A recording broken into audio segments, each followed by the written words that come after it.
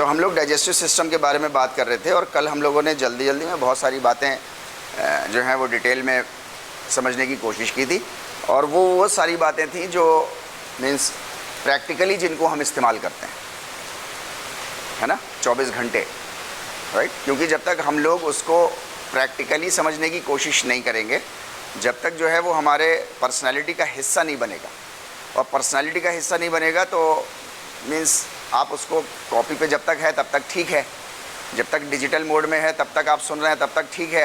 ऐसा लगता है हमारे ब्रेन को कि जिस वक्त वो सुन रहा होता है, जैसे अभी इस वक्त, तो आपको लगेगा कि जैसे ये तो हमेशा बस सब याद रहेगा मुझको, है नहीं। जबकि हमारे ब्रेन की हालत ये है कि अभी जो मैं बोल रहा हूँ, राइट, 15 मिनट के बाद इसी में बहुत सी चीज़ें माइनस हो जाएंगी, उसके 1 घंटे के बाद जो है वो इसमें से बहुत सारी चीज़ें, पिछले 1 घंटे की कई सारी चीज़ें माइनस हो जाएंगी, राइट। तो हमारी किसी भी स्किल को, किसी भी स्किल, चाहे वो स्पोर्ट्स की स्किल हो, चाहे वो एकेडमिक्स की स्किल हो, आपकी सारी स्किल्स के लिए जो है वो प्रैक्टिस बहुत ज़रूरी है ना, तभी आप रख सकते हो, राइट। कोई गेम आप अब से 20 साल पहले खेलते हो, कुछ भी करते हो, अब आप छोड़ दें, साइकिल चलाना छोड़ दें, 5 साल बाद, 8 साल बाद साइकिल उठाएं, तो इसका मतलब ये नहीं होगा कि आप साइकिल भूल गए। साइकिल आप चलाओगे, लेकिन थोड़ी सी शायद कहीं एक्यूरेसी ख़राब हो जाएगी, हॉकी स्टिक कहीं ख़राब हो जाएगी, थोड़ी सी एक्यूरेसी ख़राब हो जाएगी, हॉकी खेलना नहीं भूलोगे, है ना। तो इसी तरीके से एनाटॉमी का है, एक बार आप याद कर लोगे, उसकी रेपिटेशन कर लोगे, अपनी पर्सनैलिटी का हिस्सा बना लोगे, फिर प्रैक्टिस नहीं करोगे तो उसकी एक्यूरेसी थोड़ी सी कहीं डाउन हो जाएगी, लेकिन आप जल्दी उसको पकड़ लोगे तो फिर वो आपके अंदर वापस आ जाएगी। इसलिए पर्सनैलिटी का हिस्सा बनाना बहुत ज़रूरी है। अच्छा, पर्सनैलिटी का हिस्सा आप अभी बना सकते हो बीपीएड फर्स्ट सेमेस्टर में, बीपीएड सेकंड सेमेस्टर में आते आते आपके पास दूसरे सब्जेक्ट्स आ जाएंगे, राइट। तो इससे आपका नाता टूट जाएगा। तो अभी आप बना सकते हो, और एक बार ये बन जाएगा तो फिर आप जब भी उठाओगे इसको, 2 साल बाद उठाओ, 5 साल बाद उठाओ, कभी भी उठाओगे तो आपको जो है वो बहुत ज़्यादा परेशानी नहीं होगी। आपको ऐसा नहीं लगेगा कि मैं फ़ौरन मतलब नया शुरू कर रहा हूँ कुछ, या नया शुरू कर रही हूँ, बल्कि आपको थोड़ी सी परेशानी के साथ आप एक्यूरेसी मेंटेन कर लोगे, राइट। तो इसलिए मैं आप लोगों से बार बार कहता हूँ कि आप लोग आपस में डिस्कशन करते रहिए। कुछ थोड़ा सा नोट्स बनाने के लिए भी मैंने इसीलिए कहा है, नोट्स बनाने में मेरा कोई फ़ायदा नहीं है नहीं, आपका फ़ायदा है कि आप रेपिटिशन होगा, आपने जो समझ डेवलप की है उस समझ को आपको अपने रजिस्टर पे लिखना है, ठीक है नहीं, राइट। तो हम लोग बात कर रहे थे parts of the digestive system के बारे में।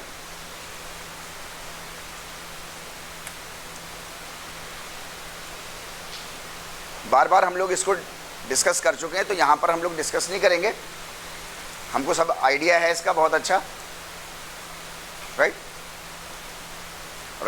आप लोग कभी भी आपको मौका मिले टीचिंग का तो पावर पॉइंट प्रेजेंटेशन आपका बहुत अच्छा होना चाहिए।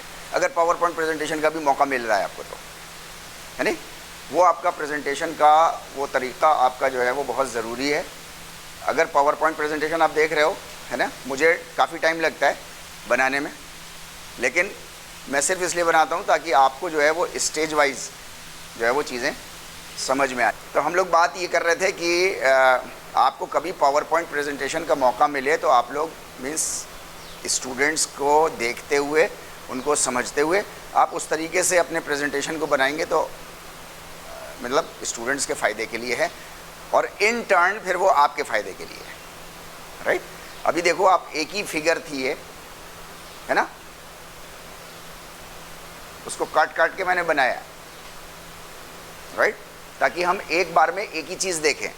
ये हमारी साइकोलॉजी होती है, एक बार में हम एक ही चीज़ देखते हैं। अब ये पूरी इमेज होती तो आप में से कुछ लोग ऊपर पढ़ रहे होते, कुछ नीचे पढ़ रहे होते, कुछ बीच में पढ़ रहे होते, मैं कहीं और बोल रहा होता चौथी जगह, ऐसे ही है ना, राइट। ताकि टीचर, प्रेजेंटेशन, स्टूडेंट्स वो सब एक साथ एक ही तरफ रहें, एक ही जगह चलें मैक्सिमम टाइम में। उसके लिए ज़रूरी है कि आपको घर से होमवर्क करके थोड़ा सा ज़्यादा करके आना होता है एज ए टीचर, तब आप जो है वो अच्छे तरीके से इफ़ेक्टिव टीचिंग आप जो है वो तब क्रिएट कर सकते हो, राइट। तो इसको हम लोग बार बार नहीं करेंगे क्योंकि ये हम ऑलरेडी हम लोग कर चुके हैं, और ये आगे भी चीज़ें आती रहेंगी आपकी। फंक्शंस, भी हम लोग कर चुके हैं, इसको भी हम लोग नहीं करेंगे। ये सारी आपको प्रेजेंटेशन मिल जाएंगे, ये सारे आप उसमें से देख लीजिएगा, ठीक है नहीं? राइट। माउथ का ऐसे आपको दिखेगा नहीं, आप उस पर देखेंगे तो आप इसको बड़ा करके तब आप देख लीजिएगा इसको, ठीक है नहीं?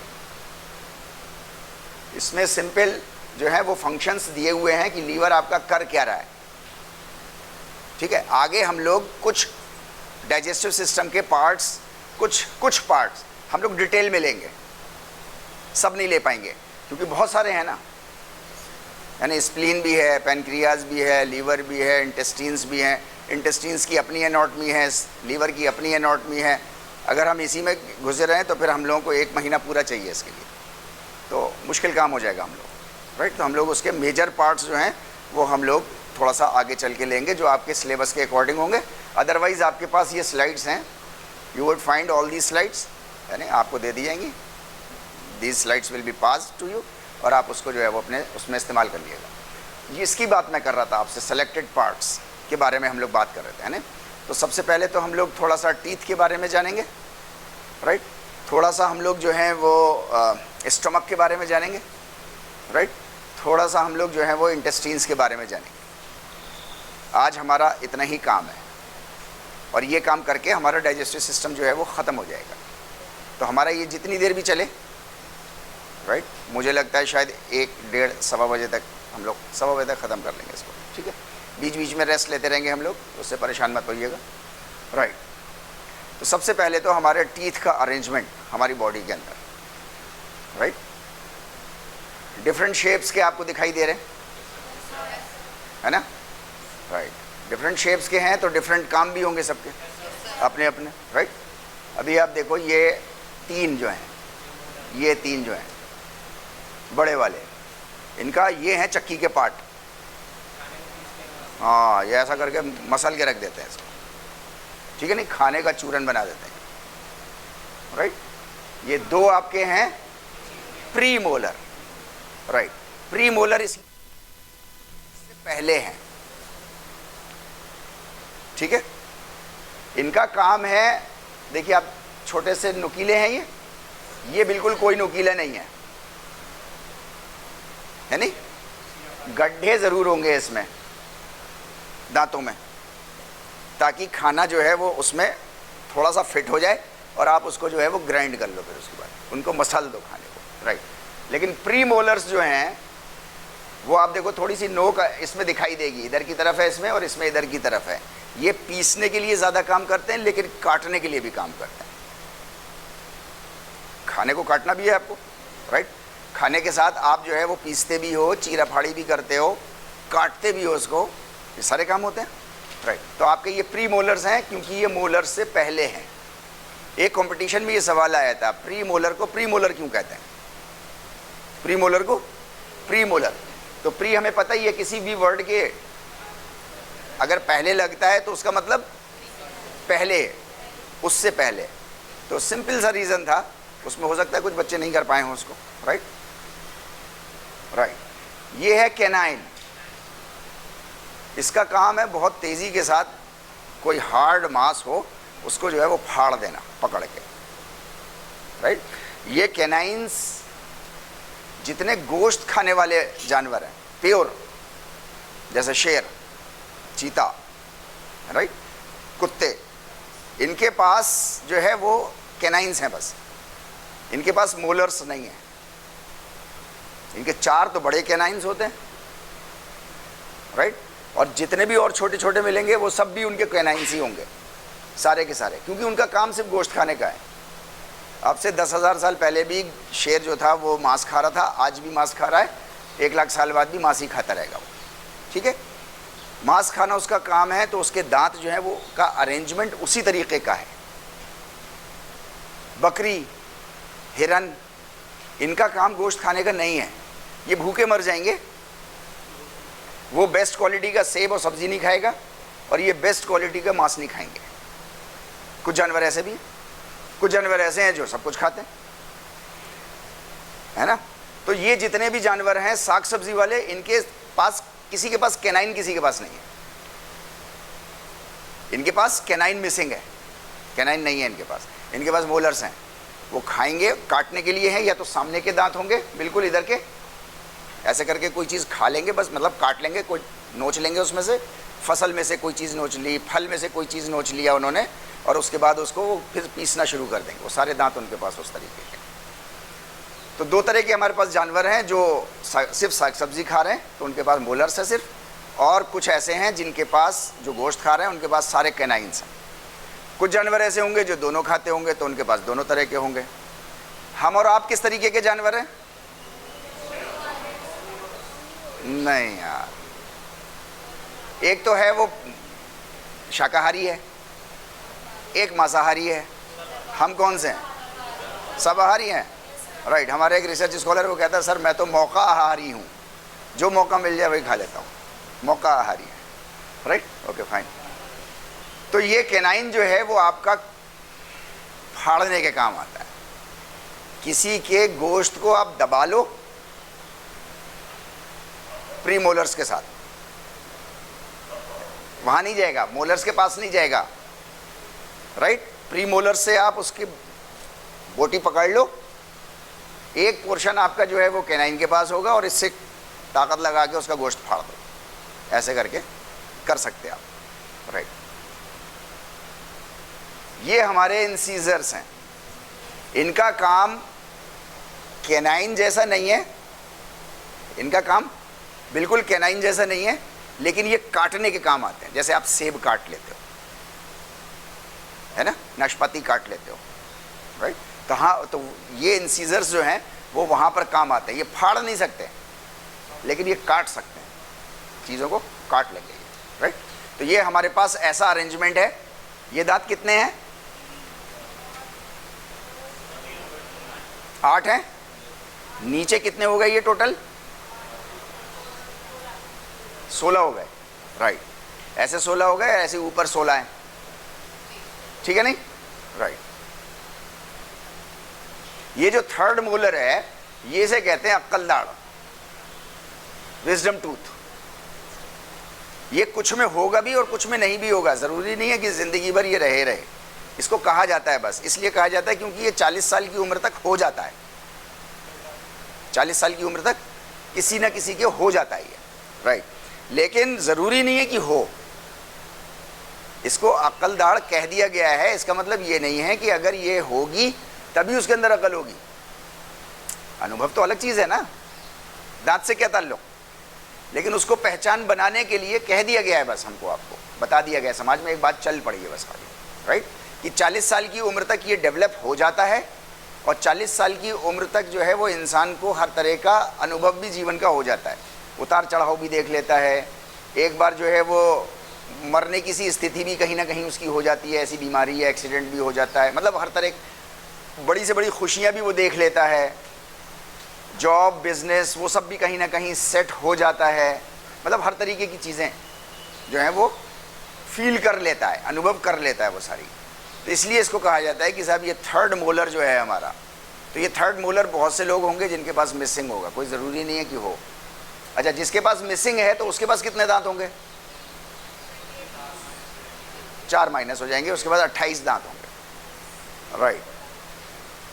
आप अपने दांत गिन के बताओ ज़रा कितने हैं आपके? काउंट करो, उंगली डालो अंदर और काउंट करो यार।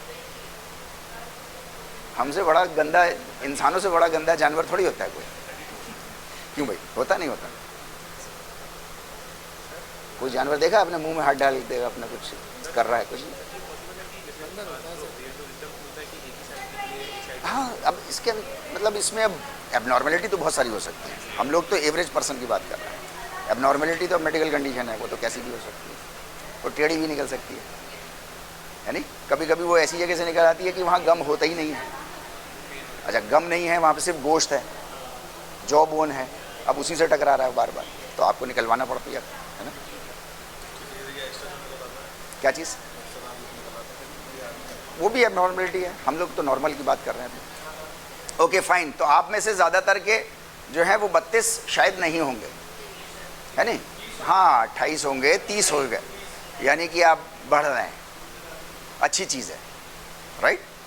जिनके पास 30 हैं, जिनके पास 30 हैं वो मुझसे अकल में ज़्यादा हैं, मेरी उम्र 52-53 साल की हो गई, मेरे पास अभी भी 28 है, ठीक है नहीं? तो आप लोग मुझसे अकल में ज़्यादा हैं, और यंगर जनरेशन है, तो यंगर जनरेशन हमेशा ओल्डर जनरेशन से स्मार्ट होती है, हमेशा। तो आप लोग ज़्यादा हैं, मीन्स आप ज़्यादा अच्छे से, जितनी एनाटॉमी मैंने इतने सालों में सीखी है, इतनी एनाटॉमी आप एक सेमेस्टर में सीख जाओगे, राइट? तो अच्छा है, ये तो आपके लिए स्मार्ट है आप लोग, ज़्यादा अकल वाले हैं, इसलिए आप कर लेंगे इस काम को। Okay fine. मोलर्स और प्री मोलर्स ऐसे ही है ना अरेंजमेंट? ओके फाइन, देखते रहिएगा कहीं गड़बड़ ना हो जाए बीच में। गड़बड़ तो नहीं होगी कहीं? कैनाइन और इंसीजर्स हैं, ऐसे ही है, ठीक है। अब आप मुझे बताओ कि यहाँ पर 4 में से 3 जो है वो बहुवचन में है, प्लूरल में है, एक जो है वो एक वचन में, क्यों? क्या चीज़? वो 2 हैं तो एक वचन होगा। नए तरह की ग्रामर हम पैदा कर सकते हैं, हाँ, कोई हर्ज नहीं है जी। कैनाइन है तो क्यों है ऐसा? कैनाइन है ना, एक वचन में है, क्यों है? क्योंकि सिंगल ही है, वो सिंगल पेयर है या एक ही है? असल में दांत जब भी पढ़े जाते हैं एनाटॉमी में, ये बात समझ लीजिए बहुत अच्छे से। देखिए, हर चीज़ का एक सिद्धांत होगा। दुनिया में कोई भी चीज़ बिना सिद्धांत के नहीं होती है नहीं? हर चीज़ के अपने प्रिंसिपल्स होंगे, और उन्हीं प्रिंसिपल्स को पूरा करोगे तो काम हो पाएगा पूरा। आपको चाय बनानी है तो चाय बनाने का कुछ प्रिंसिपल है, राइट? हम अपने एक दोस्त के यहाँ गए, दोस्त के यहाँ हमने कहा कि यार कॉफ़ी पिला दो, तो उसने कॉफ़ी के लिए गया वो किचन में, उसने कॉफ़ी वॉफ़ी रखी, वापस आ गया, मतलब आधा घंटा हो गया, 40 मिनट हो गए। हमने कहा भैया क्या कर रहे हो, उसमें हड्डी गला रहे हो, क्या कर रहे हो, कुछ तो कर रहे होगे ना? तो कह रहा है यार पता नहीं क्या हुआ, अभी तक नहीं हुई, और देखता हूँ मैं, देखा जा करके तो उसने सब कुछ रख दिया था, सही मात्रा में रख दिया था, गैस नहीं जलाई थी। तो ऐसा हो जाता है, हर घर की कहानी है। तो अब एक सिद्धांत नहीं पूरा हुआ ना उसका, एक भी सिद्धांत नहीं पूरा हुआ तो डिस्टर्बेंस क्रिएट हो गया, टाइम वेस्ट हो गया। तो हर चीज़ का सिद्धांत है, राइट? इसी तरीके से एनाटॉमी को पढ़ने का भी एक सिद्धांत है। एनाटॉमी में भी खास करके ये जब दांतों पे हम आ रहे हैं तो इसका सिद्धांत है कि हम जो है वो एक तरफ के सेक्शन को पढ़ते हैं और उसको अप्लाई कर देते हैं सारे सेक्शंस के ऊपर, क्योंकि अंडर नॉर्मल सर्कमस्टांसेस, औसतन एवरेज इंसान के लिए एक तरफ का सेक्शन, एक इंसीजर से लेके 3rd मोलर तक का एक सा होगा सब जगह, ऐसा ही अरेंजमेंट। अब किसी के एक्स्ट्रा दांत निकल आया है, या किसी के 3rd मोलर नहीं है, विजडम टूथ नहीं है, वो एक अलग मैटर है। या विजडम टूथ है भी, या कोई टूथ है वो टेढ़ा निकल गया, तकलीफ़ कर रहा है, बार बार गाल से रगड़ खाता है, गाल घायल हो जाता है, वो एक अलग मैटर है, राइट? तो हमारे पास जो है वो ऐसे करके है, तो इसमें सब जो है वो पेयर्स में है, बहुवचन में है। एक अकेला है जो हमारा वो नहीं है। अच्छा, राइट। मोलर्स कितने हैं? 3 मोलर्स हैं हमारे पास। Premolars, right. कैनाइन, एक। Incisor, right, very good. इसको याद रखिएगा, इस अरेंजमेंट को, है नहीं? ठीक है। अच्छा, इसमें से विजडम टूथ कौन सा है? ये लिखा हुआ है इसमें। विजडम टूथ कौन सा है? 3rd मोलर है। ये याद रखने की चीज़ है थोड़ा सा आप लोगों के लिए, राइट। अभी हम लोग फंक्शंस की बात करेंगे, तो फंक्शंस की हम लोग बात कर चुके हैं। ये आपके पास स्लाइड ऐसे पहुंचेगी, आप इसको इत्मीनान से आप पढ़ लीजिएगा, कोई दिक्कत की बात नहीं है इसमें, है ना। Canines are strong and pointed for tearing food. कोई भी आपको, कोई भी हार्ड मांस, कोई भी चीज़ है तो आपको वो टीयरिंग के लिए चाहिए, कट करने के लिए नहीं चाहिए, उसको फाड़ने के लिए चाहिए, राइट। इसी तरीके से मोलर्स का कुछ काम है, वो हम लोग बात कर चुके हैं मोलर्स की। प्री मोलर्स के बारे में हम लोग बात कर चुके हैं। सामने के जो दांत हैं हमारे, वो इंसीजर्स हैं, वो फल काटने के काम आते हैं, सब्जी काटने के काम आती है, खीरा आप इसी से काटते हो, ऐसा ही है, राइट। ये सारे हम लोग जो हैं वो इसको कर चुके हैं। दांतों का काम खाने के अलावा एक और भी है। क्या इंपॉर्टेंट काम है? वो प्रोटेक्ट करते हैं, ओके। क्या चीज़? टंग को प्रोटेक्ट करते हैं, ठीक है, गुड। और बोलने के लिए काम आते हैं दांत, है नहीं? खास करके जो सामने के आपके 2 दांत हैं, अगर ये 2 दांत ना हो, राइट, तो हवा ज़्यादा निकलेगी और जो अल्फ़ाबेट है आपका, वो अल्फ़ाबेट नहीं निकलने पाएगा, यानी आप दा बोल के देखिए, था बोल के देखिए, आपकी ज़ुबान का सामने का हिस्सा ऊपर के सारे दांतों के ऊपर चिपक जाता है था बोलने पे, राइट। ऐसे बहुत सारे कोई भी अल्फ़ाबेट है आपका, उसमें जो है कहीं ना कहीं कोई ना कोई दांत से ज़ुबान आपकी टकरा रही होगी और अंदर वो ज़ुबान अपनी एक जिम्नास्टिक खेल रही होगी, राइट। और वो जिम्नास्टिक के साथ वो कुछ एक एंगल बना रही होगी जहाँ से हवा निकल रही होगी। हम लोगों ने वॉइस बॉक्स के बारे में बात करी। वॉइस बॉक्स की मसल जो है वो कुछ इस तरीके की ऐसे करके होती है, राइट। अब वो ये तार हैं, आप ऐसे तार समझो। अब जैसे पियानिस्ट होता है ना, तब वो तारों की छेड़छाड़ करके डिफरेंट म्यूज़िक निकालता है, इसी तरीके का वॉइस बॉक्स के आप तारों को छेड़छाड़ करके कभी ये ऊपर हो जाएगा, कभी ये ढीला हो जाएगा, दूसरे दो टाइट हो जाएंगे, कुछ इस तरीके का करते हुए कॉम्बिनेशन से प्लस वो आवाज़ तब आपकी बाहर निकल पाती है, प्लस आप कितनी ज़ोर से बोल पा रहे हो। एक टीचर की बेस्ट क्वालिटी है कि एक तो वो मीन्स ये तो है ही अंडरस्टूड कि अपने सब्जेक्ट में ठीक ठाक सा होना चाहिए वो, ताकि इंफॉर्मेशन पास ऑन कर सके, राइट। दूसरा, वो थोड़ा स्लो बोलने वाला होना चाहिए। मीन्स हर अल्फ़ाबेट को अगर बच्चा सुनना चाहे, समझना चाहे, तो हर अल्फ़ाबेट उसके समझ में आना चाहिए। स्पीड तेज़ नहीं होनी चाहिए, ठीक है नहीं। अच्छा, इतनी स्लो भी ना हो जाए कि बच्चा बोर हो जाए, राइट। वो स्पीड आपको देखनी होती है कहीं, एक चीज़। दूसरी चीज़, आपका वॉल्यूम इतना होना चाहिए, इस बात को थोड़ा सा ध्यान रख लीजिएगा, ख़ास करके क्लासरूम टीचिंग में इतना होना चाहिए कि जो पीछे की दीवार है उससे आपकी आवाज़ टकराए और वापस आ जाए, सिर्फ लास्ट स्टूडेंट तक ना जाए, क्योंकि लास्ट स्टूडेंट तक जाएगी तो हो सकता है आपका इवैल्यूएशन थोड़ा गलत हो जाए, पहले ही गिर रही हो आपकी आवाज़, उसको पकड़ने में मुश्किल हो रही है। पूरी उसमें आप जो हैं वो अपनी आवाज़ को इस तरीके से मॉड्यूलेट करिए।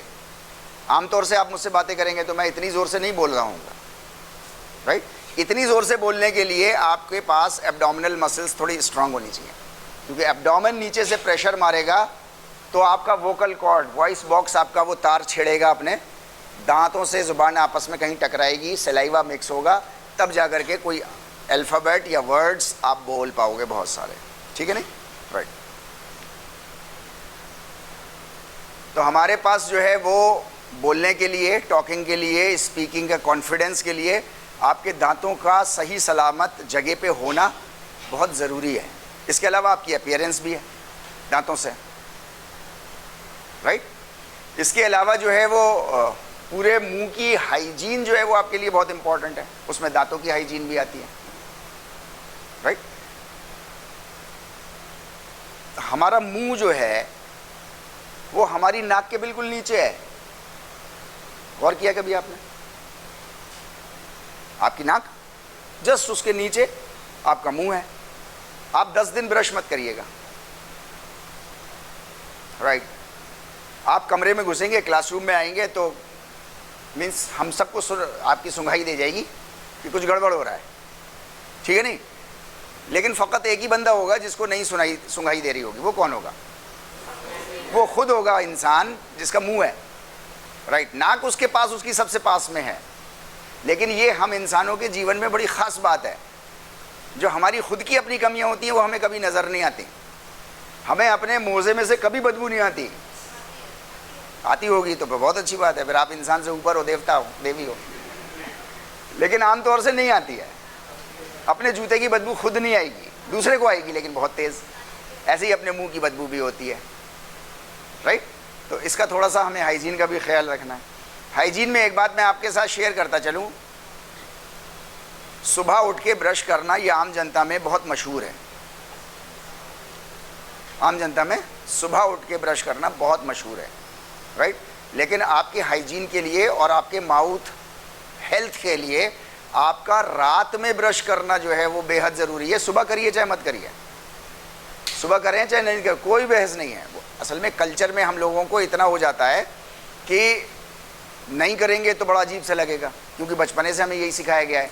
हमारे जेनेटिक कोड में ये चला गया है कि सुबह ब्रश उठना है तो ब्रश करना है, राइट। जबकि आपके हाइजीन का सुबह उठ के करने से कोई ताल्लुक़ नहीं है, कोई भी ताल्लुक़ नहीं है। आपका सोने से पहले सोने से पहले कि आपकी लास्ट एक्टिविटी मैकेनिकल, मेंटल तो फिर हो सकती है लेट के आप सोच भी सकते हो, लेकिन मैकेनिकल आपकी एक्टिविटी जो है वो आपकी ब्रशिंग होनी चाहिए। क्यों? उसकी वजह बहुत बड़ी है कि आपके जो बैक्टीरिया हैं वो दो तरह के बैक्टीरिया होते हैं। आप में से जो लोग बायोलॉजी के लोग हैं वो लोग जानते होंगे इस बात के, एरोबिक बैक्टीरिया और एनएरोबिक बैक्टीरिया। एरोबिक बैक्टीरिया वो बैक्टीरिया होते हैं जो प्रेजेंस ऑफ ऑक्सीजन में जिंदा रहते हैं और बढ़ते रहते हैं, ठीक है नहीं। एनएरोबिक वो होते हैं जिनको जो ऑक्सीजन की प्रेजेंस ना हो तब वो ग्रो कर पाते हैं, वो एनएरोबिक होते हैं। यहां तक बात क्लियर है? राइट। रात में आपका मुंह आमतौर से बंद रहता है सबका, या मुंह के वो हिस्से बंद रहते हैं, जैसे गाल आपके दांत से चिपका हुआ है, मोलर्स प्रीमोलर से पूरा, राइट। ये जितने भी एनएरोबिक बैक्टीरिया हैं वो सब के सब, अब आपके खाना उसमें फंसा हुआ है, आपने नहीं किया है, दिन भर का खाया हुआ है, रात में आपने ब्रश नहीं किया है, मुंह आपका रात भर बंद रहेगा, कम से कम 6 घंटे तो बंद ही रहेगा हर हाल में। अगर आप फिजिकल एजुकेशन के स्टूडेंट हैं तो 4.5-5 घंटे बंद रहेगा, क्योंकि सुबह फिर उठना है उसके बाद। तो आपके एनएरोबिक बैक्टीरिया आपके मुंह के अंदर बहुत ज़्यादा खिलवाड़ कर जाएंगे। यहाँ तक बात क्लियर हो पा रही है? राइट। अगर ये एनएरोबिक बैक्टीरिया अब आपने सुबह उठ करके, मतलब यानी कि ज़्यादा सड़न वो पैदा करेंगे आपके एनएरोबिक बैक्टीरिया। एनएरोबिक बैक्टीरिया ज़्यादा सड़न पैदा करेंगे, ज़्यादा घाव आपकी जो है वो पूरे मुंह में जो है वो क्रिएट करेंगे। अगर आप रात में नहीं करते हैं, जैसे आम जनता नहीं करती, रात में नहीं करते और सुबह उठ के करते हैं आप, राइट। अगर सुबह उठ के ना करें और आप ऐसे ही पानी पी लीजिए, वो एनएरोबिक बैक्टीरिया वो आपके डाइजेस्टिव सिस्टम में चले जाएंगे।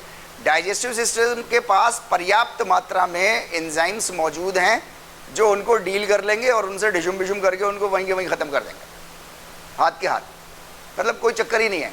तो सुबह ब्रश करने का तो आपको मतलब कोई ज़रूरत भी नहीं है, आपको नहीं ज़रूरत है, लेकिन वो ज़रूरत फिर कोई दूसरी ज़रूरत है इसलिए आप कर रहे हो। वो ज़रूरत क्या है? वो ज़रूरत है आपको समाज में। जिस वक्त आप समाज में जाओ, लोगों के बीच में जाओ, तो भी आप अपने दांत साफ़ करके जाओ, मुंह साफ़ करके जाओ, ताकि लोगों को बदबू ना आए। मैं आपके पास आ जाऊं, मैं आपके पास आ करके मैं आपसे बातें करूं, अब मैं बातें कर रहा हूं और मेरे मुंह से बदबू भी आ रही है, तो अब आप मेरी बदबू पे ध्यान दोगे या आप मेरी बातों पे ध्यान दोगे? तो जाहिर सी बात है, तो आदमी बदबू पे ध्यान देगा, क्योंकि वो उसके लिए कष्टदायक है, ठीक है नहीं। इसलिए जो है वो आपको अगर हाइजीन के पॉइंट ऑफ व्यू से सुबह करते हैं, बहुत अच्छा करते हैं, राइट, करते रहिएगा उसको। मैं ये नहीं कह रहा कि नहीं करना चाहिए, लेकिन रात का तो ज़रूर करना चाहिए। मैं एक चीज़ ये ऐड करना चाह रहा हूँ आम जनता के उसमें, तो आम जनता ना कर रही हो कोई बात नहीं है, लेकिन आप अपने अंदर ये जो है वो मॉडिफिकेशन ऑफ बिहेवियर, एजुकेशन का मतलब होता है ना मॉडिफिकेशन ऑफ बिहेवियर, इतना बिहेवियर तो हम चेंज कर ही सकते हैं, ये हमारे हाथ में एक चीज़। दूसरी एक और चीज़ डाइजेस्टिव सिस्टम से रिलेटेड आगे फिर हम लोग बात करेंगे, चूँकि यहीं मुंह के बारे में बात आ रही है। आपका जो लास्ट खाना होना चाहिए रात में, जो लास्ट खाना होना चाहिए, जो आपके मुंह में जाए, टकराए, पूरे मुंह में फैले, वो नमकीन होना चाहिए। आमतौर से ऐसा नहीं होता। आम जनता फल खा करके सोती है, मीठा खा के सोती है, फल खाएगी, मीठा खाएगी, कुछ खाएगी, राइट। इसमें भी बहुत ज़रूरी है आपको मॉडिफिकेशन ऑफ बिहेवियर की। क्या? असल में आपके अगर शुगर लगी हुई है, शुगर का मतलब सिर्फ मीठा नहीं होता, इस बात को समझ लीजिए। शुगर का मतलब कार्बोहाइड्रेट्स है, और कार्बोहाइड्रेट तो गेहूं में भी है, कार्बोहाइड्रेट तो चावल में भी है। मतलब आपने सिंपल खाना खाया है, फल और मीठा नहीं खाया, मिठाई नहीं खाई है, इवन देन शुगर तो है ना। अगर आपके जबड़ों में शुगर लगी रह गई, मीन्स कार्बोहाइड्रेट अगर आपके लगा रह गया, तो कंटिन्यूअसली आपके डाइजेस्टिव सिस्टम को मैसेज पहुंचता है कि शुगर आ रही है, शुगर आ रही है, शुगर आ रही है। अच्छा, डाइजेस्टिव सिस्टम जो है वो फॉरन नर्वस सिस्टम को मैसेज पहुंचाता है कंटिन्यूअस कि शुगर आने वाली है, रिलीज़ करो। पैनक्रियाज वो रिलीज़ करते हैं ना आइलेट्स ऑफ लैंगरहन से अपना इंसुलिन, राइट। कंटिन्यूअसली वो इंसुलिन को सिक्रीट करता रहता है कि शुगर आने वाली है, उसको झेलना है। अच्छा, शुगर आ नहीं रही, 8 घंटे हो गए, 10 घंटे हो गए, सो जा रहे हो आप, तो करवटें पलट पलट के सो रहे हो, कभी पीठ के बल सो रहे हो, पेट के बल सो रहे हो, आप तो मस्त, लेकिन इंसुलिन को लगातार काम करना पड़ रहा है, इंसुलिन लगातार रिलीज हो रही है। बॉडी की एक लिमिट है भाई, 25 साल टॉलरेट करेगी, 30 साल करेगी, 35 साल करेगी, 40 साल करेगी, कितना करे, आखिर में वो ब्रेक डाउन हो जाती है। जब वो ब्रेक डाउन हो जाती है तो आपकी बॉडी के अंदर जो है वो फिर शुगर को डील करने की मात्रा ख़त्म हो जाती है, आपकी कैपेसिटी। उसको हम और आप क्या कह देते हैं कि हमको डायबिटीज़ हो गई है। तो डायबिटीज़ का मेन राज असल में ये है कि आप और हम जो हैं वो नमकीन मुंह में डाल के रात में नहीं सोते। ख़ास करके कोई भी खाना खाइए नमकीन पे ख़त्म करिए। मैं ये आम ज़िंदगी की बात कर रहा हूँ, मैं ये नहीं कह रहा कि कहीं आप जाइए तो वहाँ पर भी आप यही हरकत करिए। बॉडी इतनी कमज़ोर भी नहीं है कि एक ही बार में डायबिटीज़ हो जाएगी। 25, 30, 35, 40, 50 सालों में डायबिटीज़ हो रही है, राइट। लेकिन रात का खाना ख़ास करके नमक के पानी से कुल्ला करके उसके बाद सो जाइए, तो आपका वो जो वो है क्या कहते हैं वो कनेक्शन जो है ना इंसुलिन से आपके जॉ का, वो कट ऑफ हो जाएगा। अच्छा, वो कट ऑफ हो जाएगा तो आपके आइलेट्स ऑफ लैंगरहैंस, जहाँ से वो ग्लैंड्स हैं, जहाँ से वो इंसुलिन निकल रहा है, वो रेस्ट में चला जाएगा। बहुत छोटा सा ऑर्गन है वो, राइट। थाई मसिल तो सबसे बड़ी मसिल है, सबसे मजबूत मसिल है। आप इसको 24 घंटे कंटिन्यूस हिलाते रहो और छोड़ो, हिलाओ नहीं, सिर्फ ऐसे करके खड़ा करके ऐसे हो जाओ, आप देखो थोड़ी देर में, आधे घंटे में कितनी भारी हो जाएगी ये टांग, राइट। वो तो 25 साल 40 साल झेल लेता है आपको, राइट। तो डायबिटीज़ का अगर आपको रोकथाम करनी है तो आपको ज़रूरी है कि आपका लास्ट खाना जो है वो नमकीन होना चाहिए रात में सोने पे। वैसे तो कोई भी खाना लास्ट आपका नमकीन होना चाहिए, अगर नहीं हो सकता दिन भर में तो रात में तो कम से कम। बहुत छोटी सी प्रैक्टिस है और आपकी ज़िंदगी भर का जो है वो सबसे बड़ी बीमारी आज के दौर में जो है वो डायबिटीज़ है, सबसे बड़ी। और ये सबसे बड़ी इसलिए है क्योंकि जॉ का कनेक्शन आपके आइलेट्स ऑफ लैंगरहैंस से लगातार बना हुआ है। इसको आपको कट ऑफ करना है ताकि वहाँ पे रेस्ट मिल जाए उसको। एक बार रेस्ट मिल जाएगा, सुबह उठ के फिर शुगर खाओगे तो दमदार फिर फाइट करेगा वो। जी, नहीं करते हैं। एक बार आपको याद होगा कोलगेट ने जो है वो सॉल्ट वाला टूथपेस्ट निकाला था, ठीक है, अभी भी आता है। लेकिन आपने एक चीज़ नोट नहीं करी, असल में हम लोगों को ऑब्जर्वेशन की पावर हम लोगों की ख़त्म हो गई है। हमारे एजुकेशन सिस्टम में ऑब्जर्वेशन की पावर नहीं सिखाई जाती। ये ऑब्जर्व कैसे करना है। शुरू में उसके ऐड आए थे, अब ऐड नहीं आते, वो प्रोडक्ट आता है। ऐड नहीं आए, अब नहीं आते, हालांकि बेचना है ना उसको प्रोडक्ट। अच्छा, ऐसा नहीं है कि वो गरीब हो गई है या उसके पास पैसा कम पड़ गया है कोलगेट कंपनी के पास, वो तो बहुत पावरफुल कंपनीज में से है दुनिया की कोलगेट। लेकिन उसके बावजूद वो सॉल्ट वाला टूथपेस्ट का ऐड नहीं आता। वजह, ऐड नहीं आता उसका। अरे ऐड करते हैं, आज भी करते हैं। आप जाओ कोलगेट का, आज भी आपको प्रोडक्ट मिलेगा मार्केट में, शेल्फ पे रखा हुआ होगा, कंटेनिंग सॉल्ट लिखा भी होगा वैसे ही। लेकिन जैसे पहले ऐड आता था वो ऐड नहीं आता अब। ये जो फार्मास्यूटिकल कंपनीज होती हैं ना, ये चाहती हैं कि हमारे आप को बीमार रहें हम, ताकि उनकी दवा बिके। सीधी सी बात है, सीधी सी बात है भाई इसमें, है नहीं, राइट। उन्होंने समझा लिया बहुत अच्छे तरीके से। शांत हो जाओ, आप प्रोडक्ट रखो अपना, लेकिन उसको ऐड मत करो।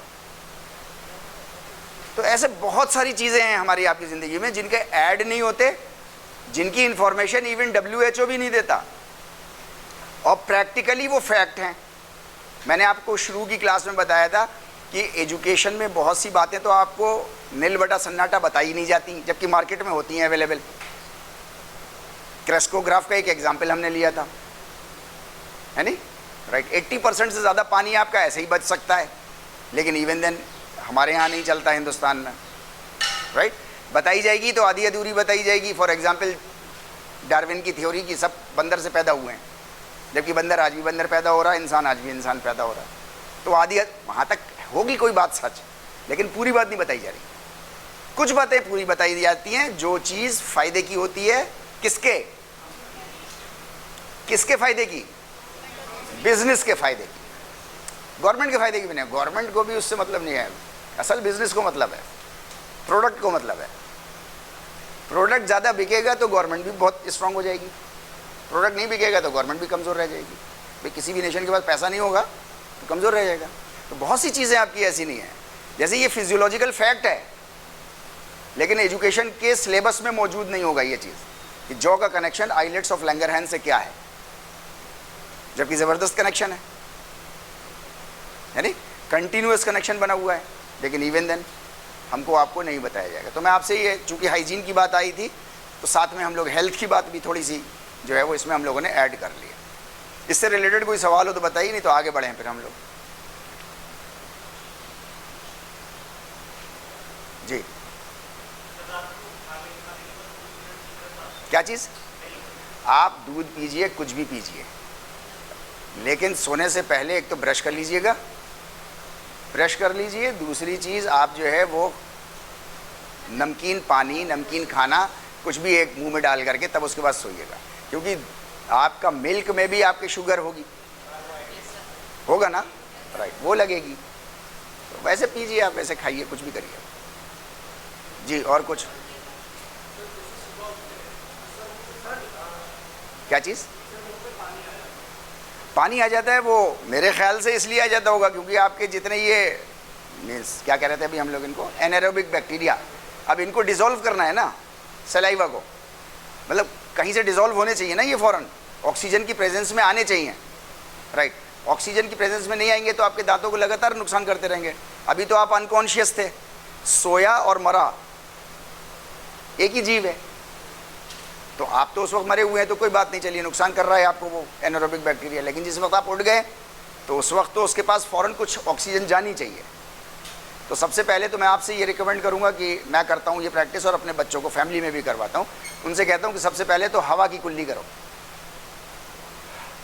अंदर खींचो हवा जाएगी, ऑक्सीजन जाएगी, उसको थोड़ा ऐसे मुंह को इधर उधर घुमाओ और उसके बाद बाहर निकाल दो उसको, तो एनारोबिक बैक्टीरिया मर के ख़त्म हो जाएंगे आपके मुंह के अंदर से, क्योंकि ऑक्सीजन चली गई ना अंदर, ठीक है नहीं, राइट।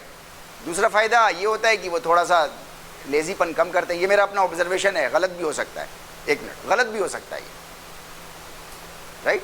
मेरा अपना ऑब्जर्वेशन है कि मेरी फैमिली के मेंबर्स इंक्लूडिंग भतीजे हतीजे सब लोग, जो लोग हवा की कुल्ली के बाद 2-4 बार मुंह इधर उधर नहीं घुमाते, जैसे कुल्ली में घुमाते हैं ना मुंह इधर, ऐसे करके अगर नहीं घुमाते हैं तो थोड़ा देर में उठते हैं बिस्तर से वो, लेकिन जो लोग ऐसे करके घुमा लेते हैं तो मस्कुलर सिस्टम शुरू हो गया ना, तो ब्रेन एक्टिव हो गया तो जल्दी उठ जाता है वो। ये लेकिन मेरा ऑब्जर्वेशन है, ये गलत भी हो सकता है, सही भी हो सकता है, आप इसको कर सकते हो प्रैक्टिस में।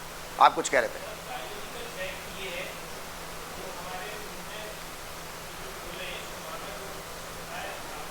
क्या चीज़?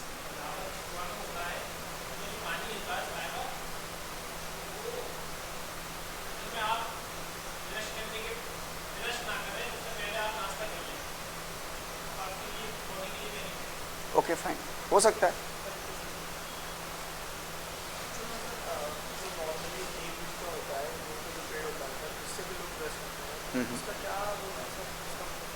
उसमें भी कुछ केमिकल्स होंगे, जाहिर सी बात है, जो आपके जो है वो मीन्स उन बैक्टीरिया को कुछ करता होगा, तो अच्छा है आप कर लीजिए उसको, कोई दिक्कत की बात नहीं,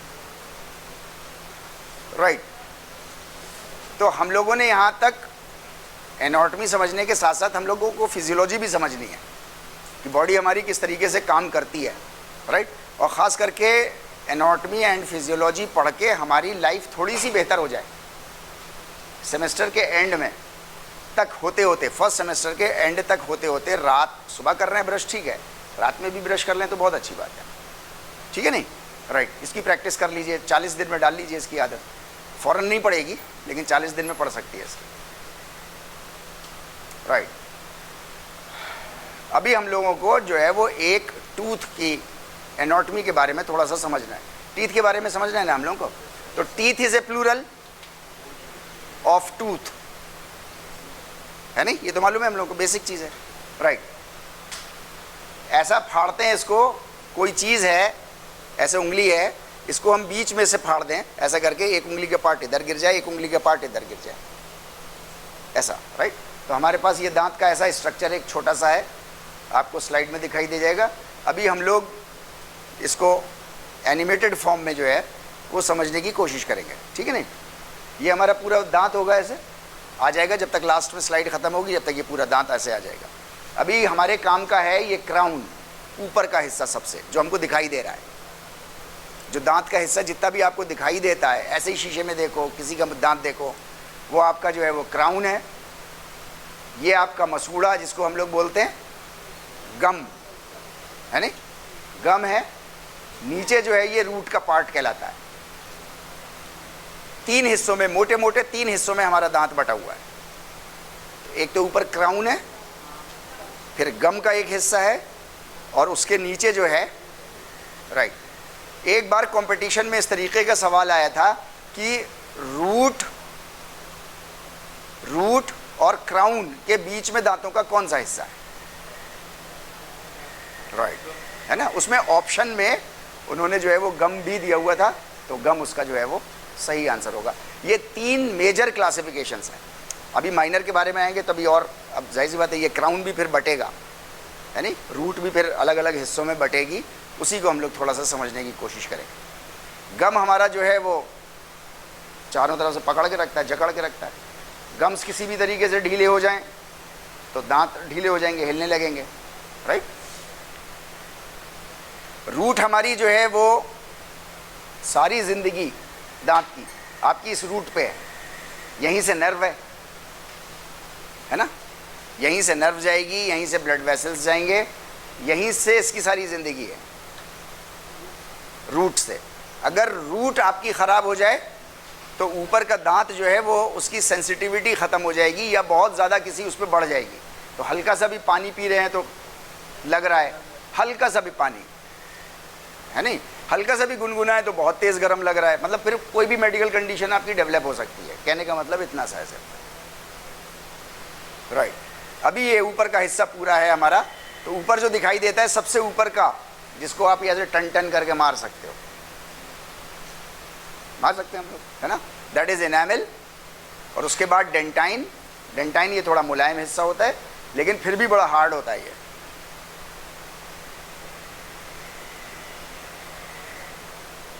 राइट। एनामेल जो है वो टफेस्ट टिश्यू है बॉडी का।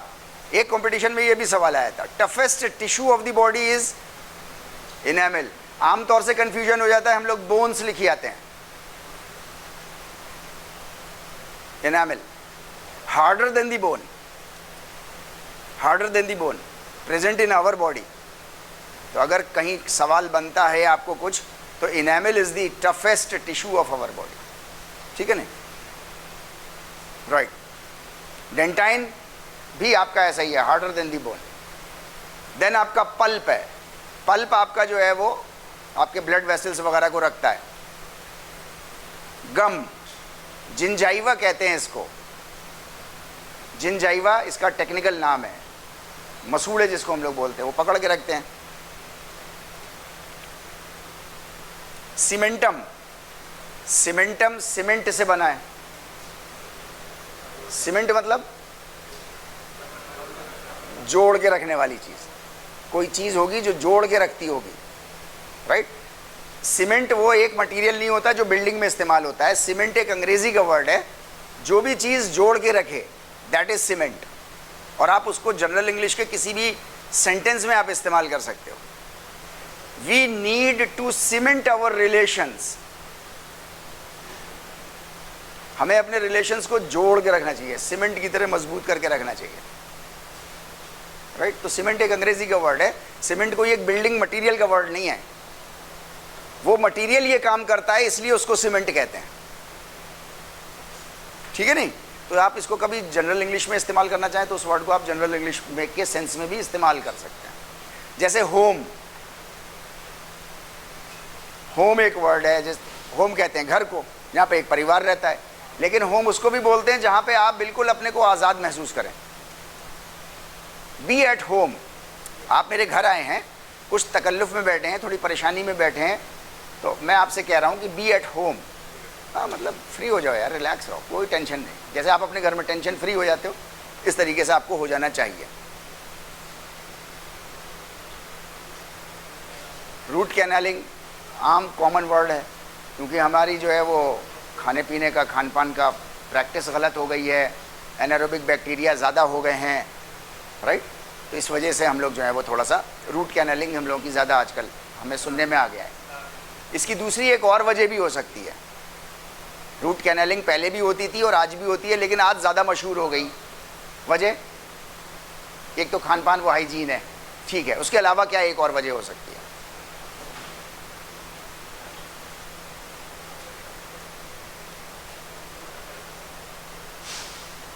जी, मैं ये पूछना चाह रहा हूँ, जैसे रूट कैनलिंग एक कॉमन वर्ड हो गया है नहीं? आमतौर से सुनते रहते हैं हम लोग कि वो रूट कैनलिंग होनी है, कि उसकी होनी है, कि मेरे घर में पापा की होनी है, मम्मी की होनी है, या किसी की भी XYZ। आमतौर से हम सुनते रहते हैं। अब से 20 साल पहले, 25 साल पहले इतना कॉमन नहीं था ये वर्ड, हालांकि पहले तब भी होती थी रूट कैनलिंग।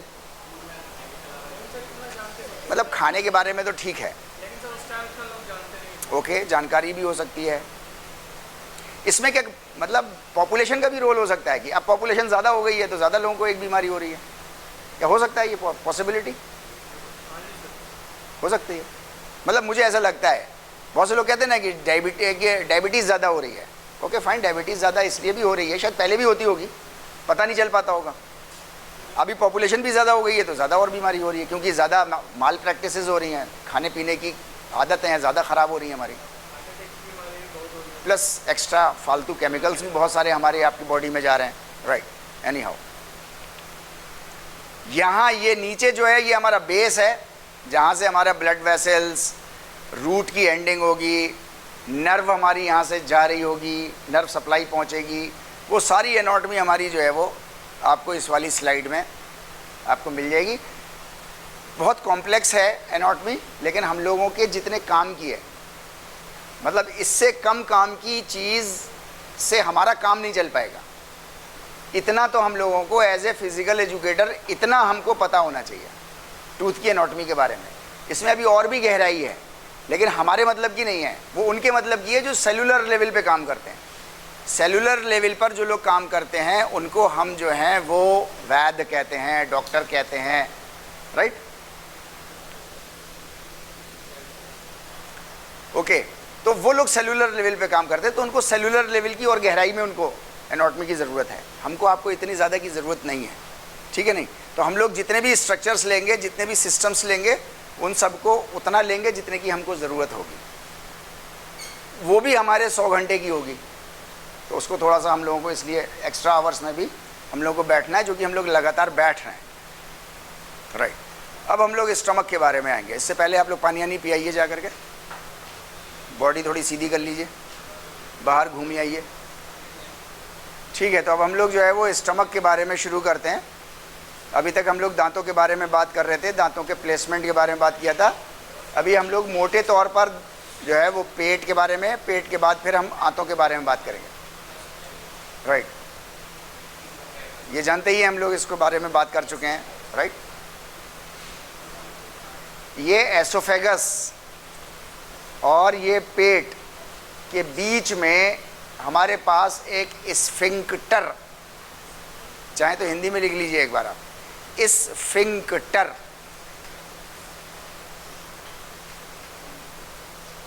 स्फिंक्टर।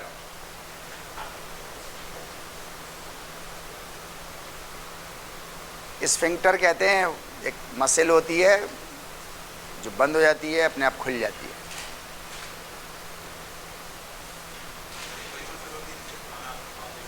वापस नहीं आता, राइट राइट। तो ये एसोफेगस के और पेट के बीच में ये एक पोर्शन होता है, सर्कुलर एक मसल होती है छोटी सी, जैसे आपका एपिग्लॉटिस होता है, राइट। उसी तरीके का फंक्शन इसका है। खाना आएगा एसोफेगस में और पेट के अंदर जा ही तब पाएगा जब ये कार्डियक स्फिंक्टर खुला हुआ होगा। कार्डियक इसको इसलिए बोलते हैं आमतौर से क्योंकि यहीं पे दिल रखा हुआ होता है, इसलिए इसका नाम कार्डियक पड़ गया है। अदरवाइज टेक्निकली एक तो होता है ना कॉमन नाम पड़ जाता है किसी चीज़ का, एक होता है टेक्निकल, बात कुछ और है। असल में इसका नाम टेक्निकल है लोअर एसोफेजियल स्फिंक्टर। आपके किसी कंपटीशन में अभी तक मैंने देखा नहीं है, लेकिन आ सकता है ये सवाल, राइट। कार्डियक स्फिंक्टर का टेक्निकल क्या नाम है? तो लोअर एसोफेजियल स्फिंक्टर उसका जो है वो टेक्निकल नाम है, राइट। चूंकि दिल यहीं इसी के पीछे लगा हुआ है, इसलिए जो है वो इस पोर्शन को जो है वो कार्डियक स्फिंक्टर का नाम से कॉमन हो गया है, ताकि याद रह जाए, बस और कोई बात नहीं, राइट। तो यहाँ पर एक वाल्व है, ये स्फिंक्टर के बारे में आगे हम लोग स्लाइड्स में बात करेंगे। देन पेट का ये हिस्सा, एक लाइन इसलिए मैंने अलग से खींच दी है, ये ऊपर का हिस्सा ये फंडस कहलाता है, ठीक है। यहां पे जो है वो प्रोटीन, मुंह में तो शुरू नहीं हो रहा, मुंह में तो कार्बोहाइड्रेट शुरू हो रहा है बस, राइट। प्रोटीन का डाइजेशन जो है वो पेट के इस हिस्से पे शुरू होगा। एक कंपटीशन में ये सवाल आया था कि प्रोटीन डाइजेस्टिव सिस्टम में प्रोटीन का डाइजेशन कहाँ शुरू होता है, किस इलाके के पास होता है। आप बताओ इसका आंसर क्या होगा?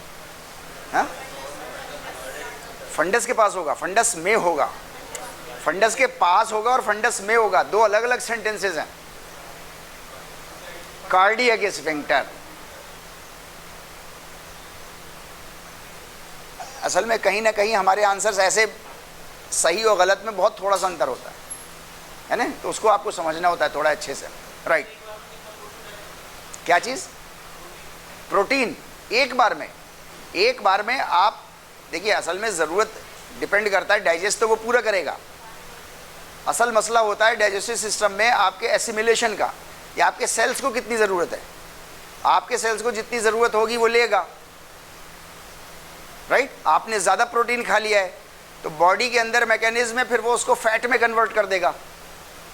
अच्छा, फिर भी आपने उससे ज़्यादा भी खा लिया है, उसकी भी कैपेसिटी होगी उसकी फैट में कन्वर्ट होने की, उससे ज़्यादा खा लिया है तो फिर वो बाहर निकाल देगा, बॉडी उसको रखेगी नहीं अपने पास, ठीक है नहीं, राइट। कैपेसिटी की मात्रा हो सकती है अलग अलग, तो प्रोटीन की कितनी मात्रा होनी चाहिए हमारे खाने में, कार्बोहाइड्रेट की कितनी होनी चाहिए, तो वो कोई भी फूड चार्ट आप निकाल लेना, आपको उसमें दिखाई दे जाएगा, उसमें मिल जाएगा। क्या चीज़? आपकी रिक्वायरमेंट आपकी बॉडी वेट के हिसाब से है नहीं। तो अब आप कह दो 150 ग्राम और मेरा वेट उतना ना हो जितने 150 ग्राम को चाहिए हो, तो आप मुझे ज़्यादा दे रहे हो प्रोटीन, तो ज़्यादा प्रोटीन वेस्ट हो जाएगी, या तो एक्स्ट्रा फैट में फिर हम कहते हैं कि साहब पता नहीं क्यों फैट बढ़ रहा है, हालांकि मैं फैट की तो कोई चीज़ नहीं खा रहा, एक्स्ट्रा प्रोटीन ज़रूर खा रहे हो, खास करके जिम जाने वाले लोग एक्स्ट्रा प्रोटीन खा रहे हो तो वो फैट बढ़ रहा है, फैट स्टोर हो रहा है, उसकी अपनी कैपेसिटी है, तब भी नहीं होगा तो बाहर निकल जाएगा वो, राइट। तो फंडस आपका इलाका है जहाँ पर आपका जो है वो प्रोटीन का डाइजेशन शुरू हो रहा है, नंबर 1। नंबर 2, आपका जितना कंटेंट गया है वो यहाँ गैस्ट्रिक जूसेस से, डाइजेस्टिव जूसेस से यहाँ पर उसका जो है वो मिश्रण होगा। देन आपकी ये बॉडी, इस बॉडी का इलाका आप समझ लीजिए, मतलब ये कोई बहुत हार्ड एंड फास्ट नहीं है, मैंने अपने समझ के अनुसार इसको ऐसे बनाया हुआ है ताकि एक आइडिया हमको बेसिक लग जाए। हाँ, पार्ट्स इतने ही होते हैं, फंडस एक पार्ट होगा, कार्डियक स्फिंक्टर एक पार्ट होगा, body of the main body of the stomach एक पार्ट होगी, राइट। ये जो है वो पार्ट आपका, यहाँ तो मिश्रण हो रहा है खाली, ये पार्ट आपका जो है वो इसको दबा दबा के खाने को आगे की तरफ बढ़ाएगा। डाइजेस्टिव सिस्टम के अंदर जो मूवमेंट होता है उसको पेरिस्टाल्टिक मूवमेंट कहते हैं। अभी स्पेलिंग लिख लीजिए, बोलिएगा बाद में, PE आएगा वो आगे, लेकिन अभी लिख लीजिए ताकि आगे की बात अच्छे से समझ में आ जाए। PERISTALTIC,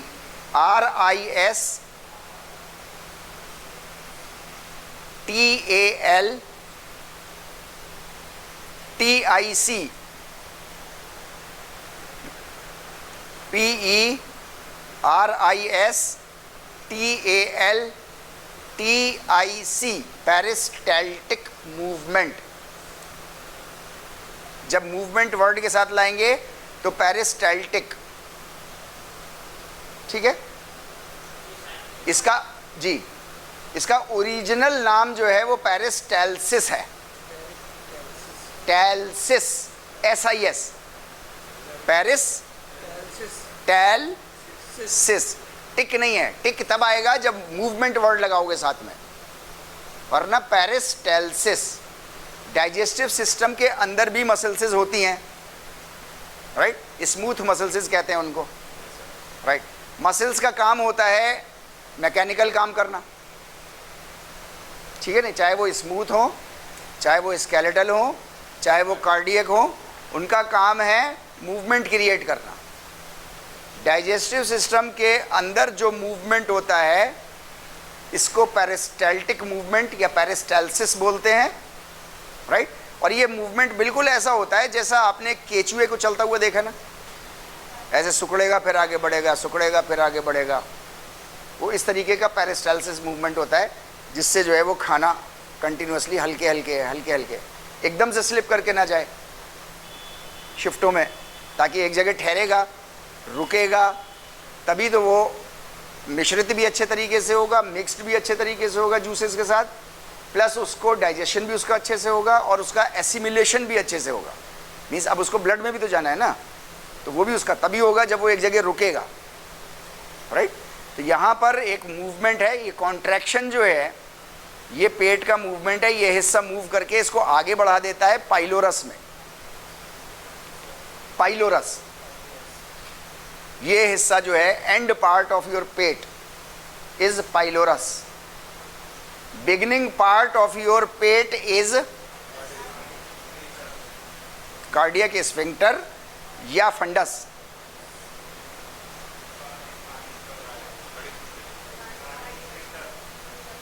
cardiac sphincter is the part of your पेट और the end part of your oesophagus, end part of your oesophagus. पेट का पहला पार्ट आपका फंडस है। बहुत से सवाल ऐसे होते हैं जहां सही और गलत में बहुत कंफ्यूजिंग मात्रा होती है नहीं, तो उसको थोड़ा सा आपको जब तक बेसिक लेवल पे ना पता हो, जब तक हम उन सवालों को जो है वो सॉल्व नहीं कर पाते या गलत आंसर लगाई जाते हैं और हम समझते हैं शायद हमने सही आंसर लगाया हुआ, राइट। तो ये पाइलोरस जो है वो एंड पार्ट है। अभी आप देखो ये हिस्सा और ये हिस्सा कार्डियक स्फिंक्टर और ये हिस्सा एक साथ दिखाई दे रहा है कुछ स्ट्रक्चर में, राइट। यानी कि ये भी कोई एक स्फिंक्टर है। अब ये चूंकि पाइलोरस के एंड पार्ट पे है, इसलिए इसको जो है वो पाइलोरिक स्फिंक्टर कहा गया है। एक वाल्व, स्फिंक्टर मतलब वाल्व है नी, बालबोटी जैसे साइकिल की, राइट। वो हवा को या तो जाने देगी तो खुलेगी, तब जाने देगी, प्रेशर से खुलेगी तब वो अंदर जाएगा। उसके बाद जैसे ही वो प्रेशर ऊपर से बंद हुआ तो ये वाल्व बंद हो गया उसका मजबूती के साथ, मजबूती से बंद हुआ तो अब अंदर की हवा चाहे कितना ही प्रेशर मारे, कितनी ही गर्म हो जाए, कई सौ किलोमीटर चलने के बाद भी गर्म हो जाए, तब भी बाहर नहीं निकलेगी, right. The same is true with these two sphincters, ठीक है नहीं, राइट। पेट में एक बार खाना भर गया, कार्डियक स्फिंक्टर बंद, अब ये पेट ऊपर नहीं जाएगा, खाने की नली में वापस खाना नहीं जाएगा अंडर नॉर्मल सर्कमस्टांसेस, ठीक है। अगर खाना हमारा ऊपर जा रहा है तो ये एक प्रोसेस है, चाहे एबनॉर्मल प्रोसेस है, एक प्रोसेस है। इस प्रोसेस को रीगर्जिटेशन कहते हैं। ये लिख लीजिए, आपके एग्जाम्स में भी सवाल आते हैं इस तरीके के, कॉम्पिटिशन्स में। Back flow of any material, regurgitation, REGURGITATION,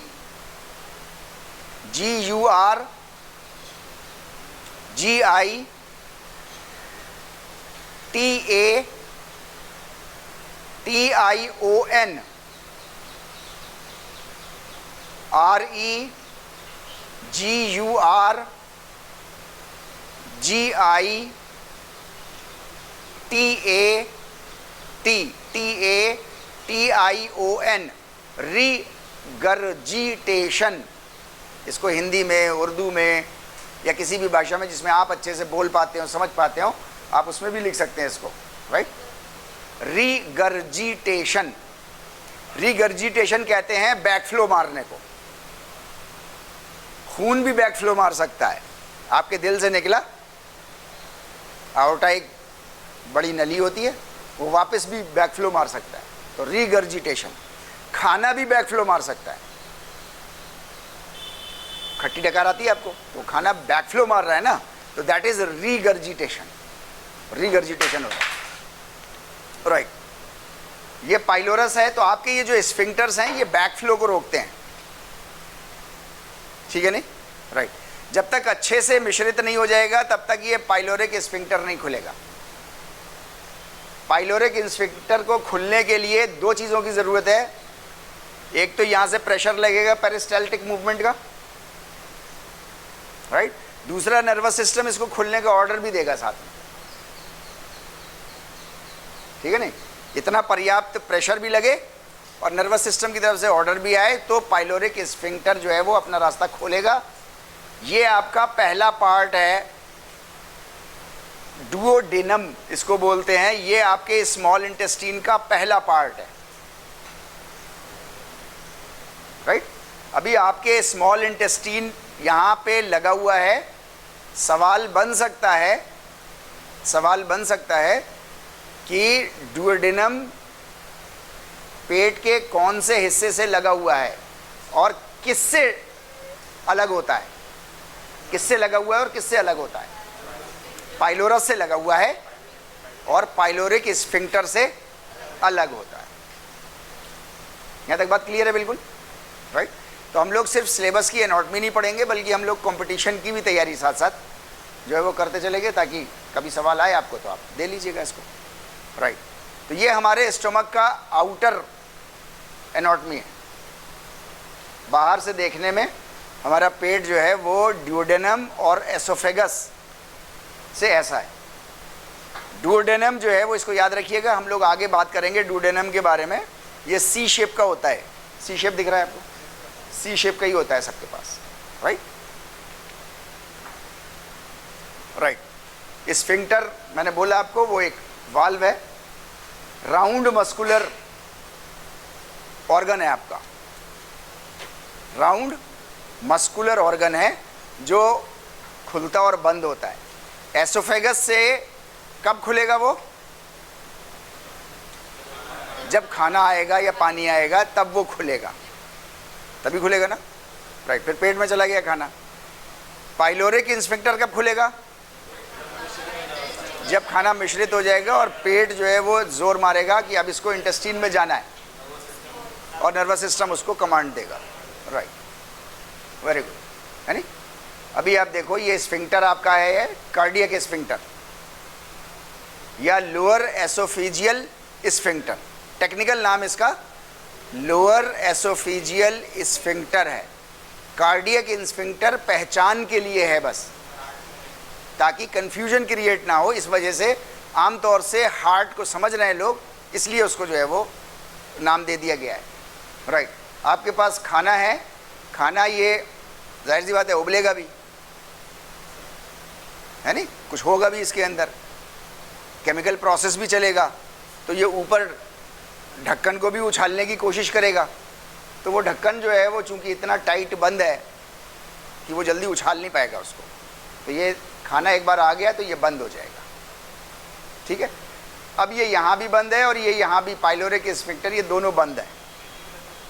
अब ये वो देखा है ना आपने, सड़क के किनारे वो मिक्सर खड़ा होता है बड़ा सा, है नहीं, वो ऐसे ही पेट है। वो अब अंदर ही अंदर, वो पेट पूरा नहीं हिलेगा, वो अंदर उसकी मसल्स जो हैं वो उसको पेरिस्टाल्टिक मूवमेंट से हिला हिला के उसको घुमा घुमा के पूरे गैस्ट्रिक जूसेस जो है उसके साथ मिक्स कर देंगे। जी,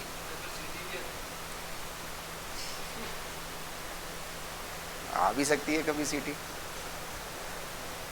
राइट।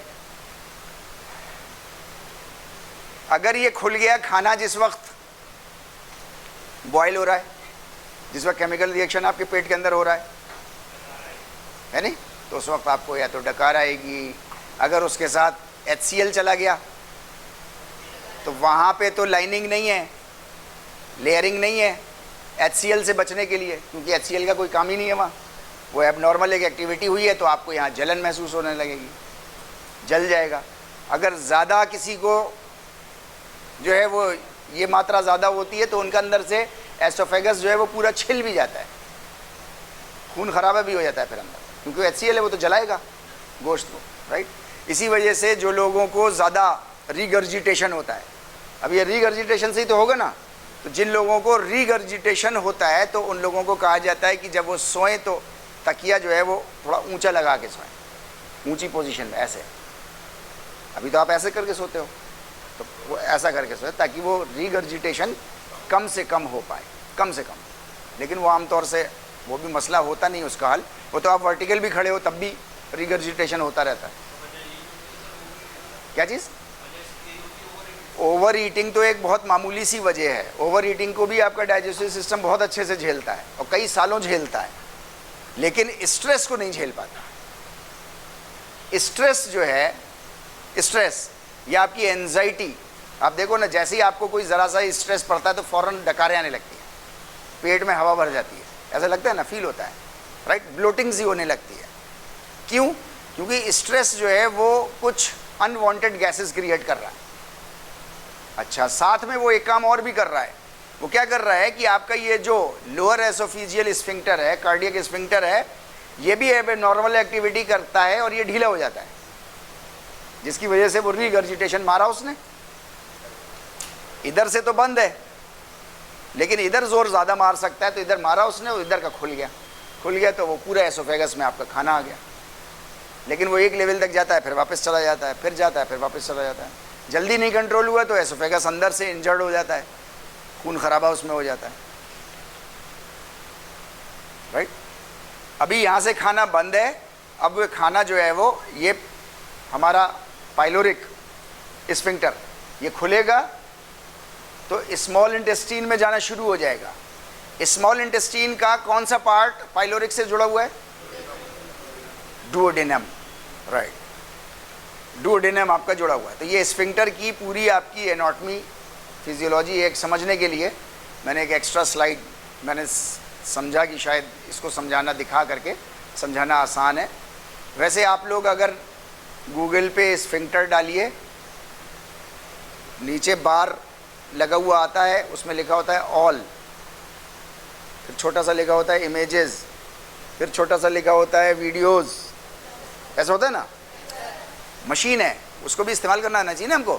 तो ऑल अगर आप करोगे तो वो सब दे देगा, अगर आप इमेजेस करोगे तो वो सारी इमेजेस देगा बस, अगर आप वीडियोस डाल दोगे तो वो सारे उससे रिलेटेड जितने वीडियोस हैं नेट पे वो डाल देगा आपको, राइट? तो स्फिंक्टर डालना ऐसे बैठे बैठे देख लेना, 2 मिनट 3 मिनट के वीडियोस बहुत सारे हैं, बड़े अच्छे अच्छे हैं, देख करके एक बार ज़्यादा अच्छे से आपको वीडियो में समझ में आ जाएगा। जब भी खाली बैठे हो आप देख लीजिएगा उसको, राइट? ये क्या है? मोलर्स हैं, प्री मोलर्स हैं। Very good.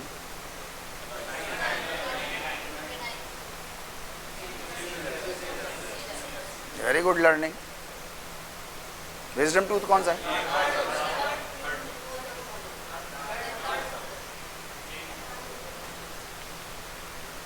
मैं कई बार, मेरे साथ ऐसा हुआ है, आपके साथ भी हुआ होगा, हर घर की कहानी है। मैं ड्राइविंग कर रहा हूँ कार में, पीछे से मेरे बच्चे या मेरी बीवी कह रही है कि इधर मुड़िए, इधर। अब मैं किधर मुड़ूं? इधर मुड़िए। अच्छा, वो बताना चाह रही हूँ, इशारा भी कर रही हैं ऐसे करके, लेकिन वो पीछे बैठी हैं या पीछे बैठा है कोई, तो अब मैं किधर मुड़ूं? अभी आप ही में से किसी ने कहा कि वो साइड वाला। साइड वाला? कौन सा साइड वाला? ऐसा होता है ना, ये हर घर की कहानी है। तो आपको ड्राइवर को बताना होगा ना, राइट मुड़ो या लेफ्ट मुड़ो। अगर इधर उधर करोगे तो वो इधर उधर में कहीं भी घुस जाएगा फिर। Right, fine. तो थर्ड मोलर है नहीं। अब हम और आप जो हैं वो टेक्निकल हो गए, तो अब हम जो हैं वो इधर उधर की बातें नहीं करेंगे। अगर विजडम टूथ की बात आएगी तो हम उसको थर्ड मोलर बोलेंगे, वो थर्ड मोलर है हमारा, ठीक है नहीं? Good, fine. Duodenum is a part of small intestine, 5 centimeter, right? It passes partially digested food from stomach into Bharadwaj कह रही है लार्ज इंटेस्टाइन। सही कह रही है या गलत कह रही है?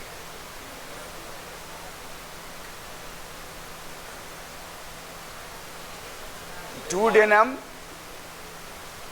स्टमक से कहाँ डाल देगा? Small intestine. Okay, fine. ये पार्ट,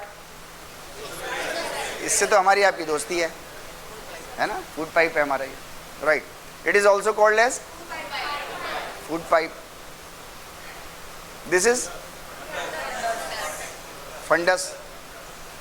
ये जो लिखा है ये ठीक लिखा है, कुछ गलती है इसमें?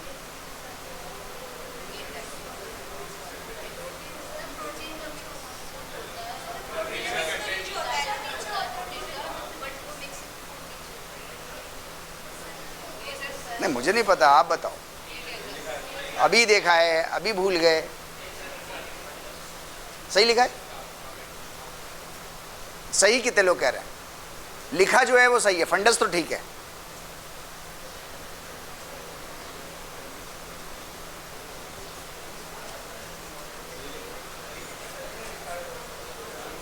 सही नहीं लिखा है, सही लिखा है, सही नहीं लिखा है। कितने लोग कह रहे हैं?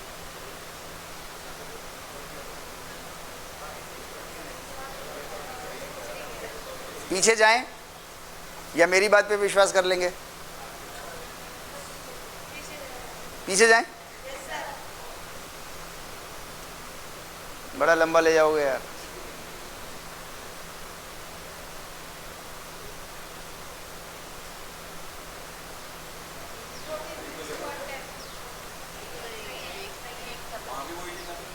नहीं मुझे नहीं पता क्या लिखा है, वो अंग्रेजी में लिखा है, मुझे समझ में नहीं आती अंग्रेजी।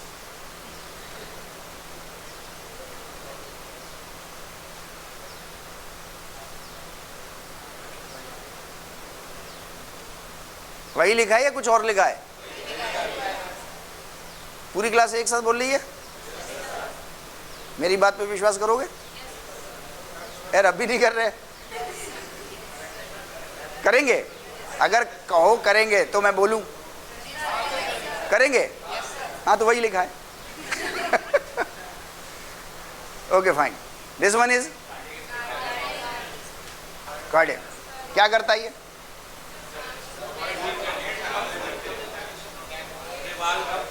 जी पीछे से, पीछे आप लोग क्या करता है? कुछ भी क्या आप?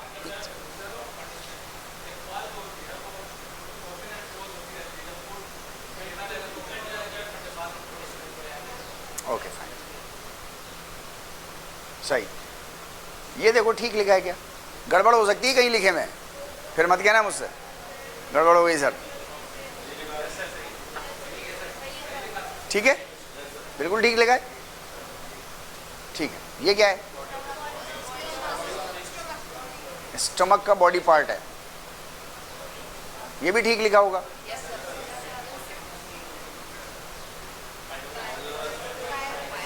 पाइलोरस है, ये ठीक लिखा है।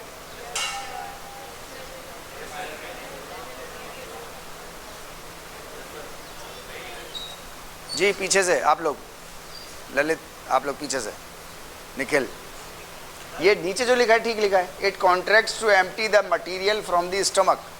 पाइलोरस, पाइलोरस कॉन्ट्रैक्ट होता है ताकि पेट के कंटेंट को खाली कर दे।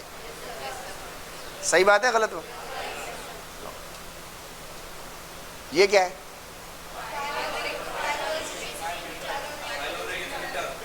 पाइलोरिक इंस्फिंक्टर है।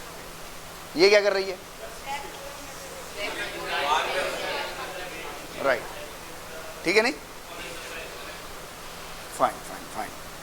इंटेस्टिन्स, राइट। 10-15 मिनट और बस। आते हमारी इस तरीके की हैं, ऐसी कंडीशन की हैं, ठीक।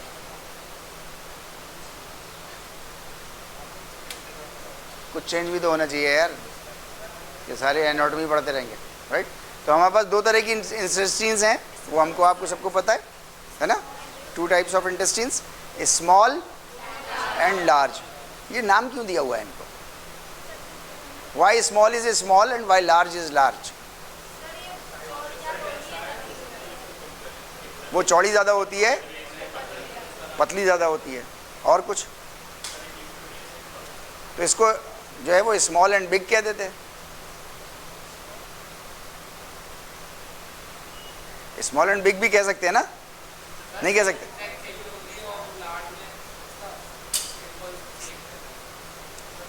लार्ज में सरफेस एरिया आता है, ठीक है नहीं? सरफेस एरिया, ओके फाइन, ठीक। मैं तो मैंने ऐसे ही एक सवाल पूछ लिया आपसे।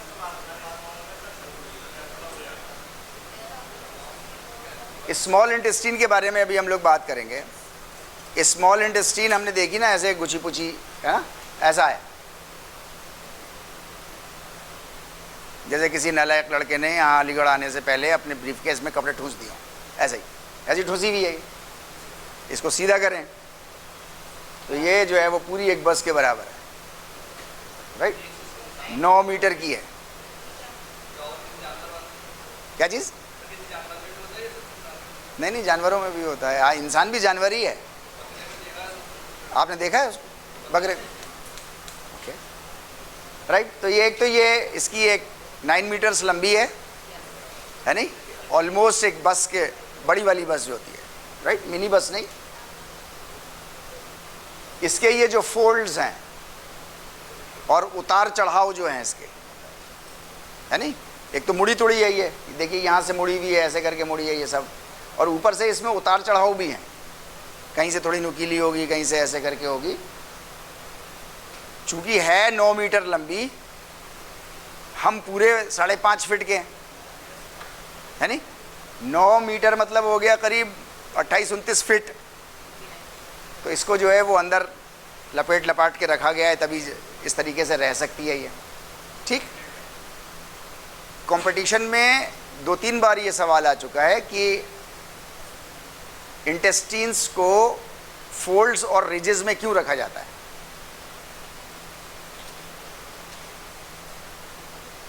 फोल्ड्स और रिजेस में है ना वो, क्यों? राइट, ताकि हाँ, है तो ओरिजिनली 9 मीटर लंबी वो, लेकिन 9 मीटर का इंसान नहीं है ना, इसलिए ताकि वो छोटे सरफेस एरिया में लंबा वो आ जाए ऑर्गन, इसलिए उसको जो है वो गुड़ी मुड़ी करके एक जगह फिक्स कर दिया गया उसको, राइट। अभी हम लोग पार्ट्स के बारे में बात करेंगे। डुओडेनम एक पार्ट था, ठीक। इसके नीचे का एक हिस्सा होता है जिसको जेजुनम बोलते हैं, राइट। तो डुओडेनम, जेजुनम, और तीसरा वाला पार्ट होता है इलियम। 3 पार्ट्स का है हमारी स्मॉल इंटेस्टाइन, बेसिकली 3 पार्ट्स की है, राइट। हम लोग डुओडेनियम के बारे में बात करेंगे। 9 से 11 इंच लंबी है। अभी आप पढ़ते रहिएगा उसमें, ठीक है। यहाँ पे एक वर्ड कोई नया आया है जो अभी तक नहीं आया था, वो कौन सा है? Chyme, right. इसको काइम ही बोलते हैं, CHYME, इसको काइम ही बोलते हैं। एक तो था आपका मॉर्सल, बोलस, ठीक है नहीं, राइट। फिर वो पेट में गया। जब तक वो बोलस था, जब तक उसमें जो है वो गैस्ट्रिक जूसेस नहीं लगे थे। गैस्ट्रिक जूसेस जब लग गए, पिस गया और गैस्ट्रिक जूसेस लग गए, राइट, तो उसको काइम बोलते हैं, फिर उसको बोलस नहीं बोलते। फिर भी आप बोलस बोलोगे तो गलत हो जाओगे। What is the difference between chyme and bolus? Right, gastric juices involved and food is ready to be digested, that is a chyme। इसको लिख लीजिए आप लोग, फूड या बोलस लिख लीजिए। Bolus mixed with gastric juices या डाइजेस्टिव जूसेस, डाइजेस्टिव जूसेस से मिश्रित हो गए हैं and ready to be digested, ready to be digested.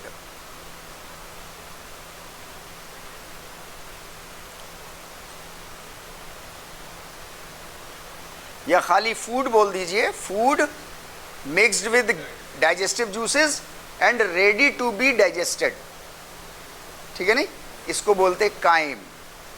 अब ये जितना भी पार्ट आगे चलेगा अभी इंटेस्टाइन में, जब तक डाइजेस्ट हो रहा होगा, जब तक ये काइम बोला जाएगा।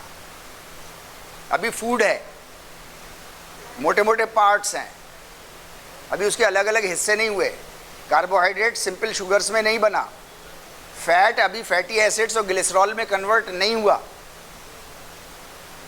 अगर फैट फैटी एसिड में और ग्लिसरॉल में, कार्बोहाइड्रेट सिंपल शुगर में, प्रोटीन अमाइनो एसिड में अगर कन्वर्ट हो गया तो क्या तब भी कायम कहेंगे? नहीं कहेंगे। तो क्या कहेंगे? बहुत कॉमन वर्ड है, आप सबने सुना है।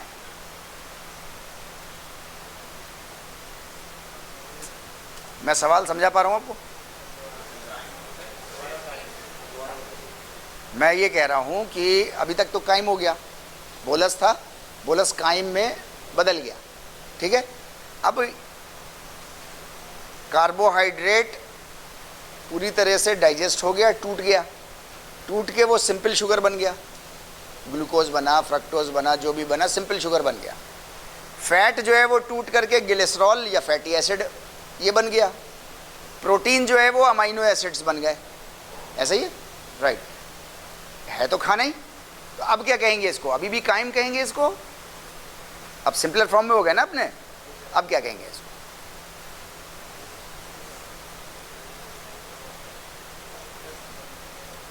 बहुत कॉमन वर्ड है, आप सब लोगों ने सुना है, बोला है, पढ़ा है। Nutrients, nutrients, amino acid is a nutrient, है नहीं? Protein is the means nutrient का पूरा मास, न्यूट्रिएंट का पूरा mass is a protein. Simpler form, simplest form of A protein is a amino acid. तो अभी आपने जो खाना खाया, जो निवाला बनाया, दैट इज मॉर्सल, ठीक है। बोलस एसोफेगस में गया, पेट में मिश्रित हुआ, डाइजेस्ट हुआ, इंटेस्टीन में मिश्रित हो रहा है, डाइजेस्ट हो रहा है, ऐसा हो रहा है, राइट। काइम, काइम का पहला स्टेज कहाँ है डाइजेस्टिव सिस्टम में? काइम का पहला स्टेप, पहली स्टेज किस ऑर्गन में है?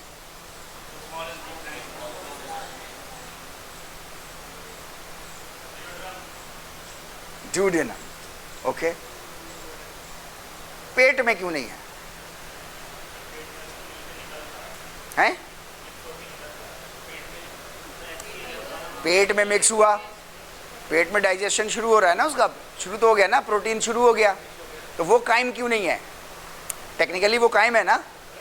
अब कायम ही आगे बढ़ेगा जब तक कि वो न्यूट्रिएंट्स में पूरी तरह से ना टूट जाए, ठीक है नहीं?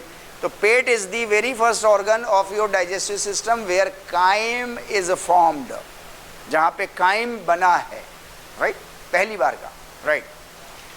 ये काइम जो है वो जेज्यूनम में गया, देन अगर काइम में एसिडिटी है, क्योंकि गैस्ट्रिक जूस HCl है ना वहां पर, तो उसको न्यूट्रलाइज करेगा। नहीं तो आंतों के पास अब जगह नहीं है आगे, वो लेयरिंग नहीं है कि वो एसिड को झेल लें, HCl को, तो अब उसके लिए उसको न्यूट्रलाइज करेंगे, उसको बेस लेकर के आएंगे न्यूट्रलाइज करने के लिए, उसका pH वैल्यू उसकी जो है वो लेवल नॉर्मल करेंगे उसको, राइट। ये सब आपका जो है वो ड्यूडेनम के अंदर होगा, राइट। ये इंपॉर्टेंट है आपके लिए। फॉलिक एसिड, आयरन और विटामिन डी यहाँ पे एब्जॉर्ब होना शुरू हो जाएगा, यहाँ एब्जॉर्ब होगा। डाइजेस्टिव सिस्टम के अलग अलग ऑर्गन्स अलग अलग चीज़ें जो है वो एब्जॉर्ब करेंगी। डाइजेशन और एब्जॉर्प्शन में फ़र्क समझ रहे हैं हम, ठीक है नहीं? और एसिमिलेशन, सेल के अंदर भी चला जाना, राइट। तो अभी हमारे मुंह में भी कुछ एब्जॉर्प्शन हो रहा है, पेट में भी कुछ एब्जॉर्प्शन हो रहा है और डाइजेशन भी हो रहा है, आंतों में भी कुछ डाइजेशन होगा और एब्जॉर्प्शन होगा। ड्यूडेनम के अंदर जो है वो फोलेट, आयरन और विटामिन डी ये एब्जॉर्ब हो जाएगा। जिन लोगों के अंदर ड्यूडेनम किसी वजह से काट दिया जाता है या बाय बर्थ मिसिंग होता है, कुछ लोगों को होता है मिसिंग होता है, तो फिर उनको विटामिन डी, फोलेट, आयरन इसकी वो ज़्यादा हो जाती है, प्रॉब्लम ज़्यादा क्रिएट हो जाती है, क्योंकि उनको एब्जॉर्प्शन वाला हिस्सा नहीं है ना, फिर उनको कहीं अलग से एक्स्ट्रा बाहर के खाने से तत्व दिए जाएंगे, तब उनकी पूर्ति हो पाएगी, राइट। इम्यून सपोर्ट, इम्यून समझते हैं? इम्यून मतलब इम्यून प्रोडक्शन, वेरी गुड, यानी मतलब आर्मी। आपका बॉडी के अंदर एक आर्मी सिस्टम भी है, राइट? आप हवा जितनी ले रहे हो इसमें बहुत खतरनाक माइक्रोब्स भी हैं। आप जो खाना खाते हो उसमें बहुत खतरनाक माइक्रोब्स हैं, है ना, राइट? इम्यून सिस्टम का काम है, इम्यून सिस्टम का काम है लगातार उनसे फाइटिंग करना। कभी कभी फाइटिंग करते करते ऐसा हो जाता है कि फाइटिंग करते करते प्रॉब्लम क्रिएट हो जाती है और इम्यून सिस्टम आपस में ही कंफ्यूज हो जाता है।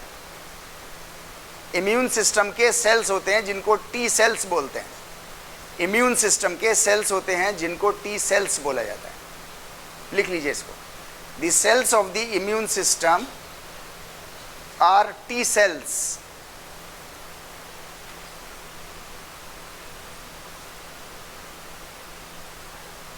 टी सेल्स, टी कैपिटल लिखिएगा, टी कैपिटल हल्का सा डैश और सेल्स, टी सेल्स। ये टी सेल्स का काम है, जो ये आर्मी है आपकी बॉडी की, ये लड़ेगी भिड़ेगी सब कुछ करेगी। लड़ते लड़ते कभी कभी कमज़ोर पड़ जाती है, लड़ते लड़ते कमज़ोर पड़ जाती है तो आप बीमार पड़ जाते हो, राइट? जब आप बहुत स्ट्रेनियस वर्कआउट करते हो, हार्ड वर्कआउट करते हो, तो आपकी इम्यून सिस्टम बहुत कमज़ोर हो गया होता है, क्योंकि आपने हवा अपनी मात्रा से ज़्यादा ली है, अंदर डाली है, प्लस आपने बॉडी के ऊपर लोड ऐसा डाला है कि आपका डाइजेस्टिव सिस्टम भी थोड़ा कंफ्यूज हो गया उसको, राइट? तो इम्यून सिस्टम ज़्यादा काम कर रहा था, आप भी थक रहे थे और इम्यून सिस्टम भी थक रहा था। आप जब अपना हैवी वर्कआउट कर लेते हो तो उसके बाद आपकी इम्यूनिटी काफ़ी डाउन होती है। इसी वजह से आपने सुना होगा कि घर के बड़े बुजुर्ग कहते हैं कि अभी अभी आए हो, फ़ौरन नहाने मत चले जाना, क्योंकि इम्यूनिटी आपकी डाउन है, राइट? अभी बॉडी नहीं झेल पाएगी। 15-20 मिनट, आधा घंटा रुक जाओ, नॉर्मलाइज होने दो, तो इम्यून सिस्टम थोड़ा रेस्ट में आ जाएगा। अच्छा, इतनी बातें पुराने लोगों को नहीं मालूम होंगी, लेकिन एनी हाउ उनको ये आइडिया था। समाज में उन्होंने प्रैक्टिकली ये देखा था कि लोग ऐसे नहा रहे थे, आने के बाद तो फिर बीमार पड़ रहे थे, राइट? उसका मैकेनिज्म आज हम लोगों को मालूम चल गया। तो कई तरीक़ों में एक तरीक़ा आपका ज़्यादा थकना, उसकी वजह से जो है वो आपको इम्यूनिटी डाउन हो सकती है आपकी। आपका ड्यूडेनम जो है ये आपको इम्यून सिस्टम बहुत स्ट्रांग प्रोवाइड करता है। ज़्यादातर माइक्रोब्स आपके जो मारने होंगे तो वो ड्यूडेनम के अंदर वो मारेगा। वैसे तो डाइजेस्टिव सिस्टम का सारा ऑर्गन्स इम्यून सिस्टम का कहीं ना कहीं काम करते रहेंगे, राइट? इसको क्या कहेंगे? नसीम देखना इसको क्या हुआ, नसीम बंद हो गया ये, देखो। ड्यूडेनम के इन्फ्लेमेशन को क्या कहा जाएगा? ड्यूडेनाइटिस ये कह रहे हैं, आप लोग क्या कह रहे हैं? एक बात तो समझ में आ गई ना हम लोगों के, इन्फ्लेमेशन बोला जाएगा तो टिस के साथ बोला जाएगा। जिस ऑर्गन में हो रहा है उस ऑर्गन का नाम लिया जाएगा, मतलब सीधे सीधे से प्रिंसिपल है। मैं ये प्रिंसिपल आपको इसलिए बता रहा हूं कि हजारों तरह के इन्फ्लेमेशंस हैं, कितने याद करोगे? लेकिन अगर आपको प्रिंसिपल समझ में आ जाए तो आप अपने आप वर्ड बना लोगे और अपने आप कोई सवाल आएगा आपके कंपटीशन में, अपने आप झेल लोगे उसको। हाँ सही, कुछ कोशिश करो, बनाओ, क्या क्या बनेगा? ड्यूडेनम है तो ड्यूडेनम में टिस लगाना है आपको बाद में जी। ड्यूडेनमाइटिस ऐसा हो सकता है, वर्ड बनाओ, बना के कोशिश करो, झेलो जी। कुछ कह रहे थे आप में से, आप पीछे से बनाइए। इसका इन्फ्लेमेशन क्या बनेगा?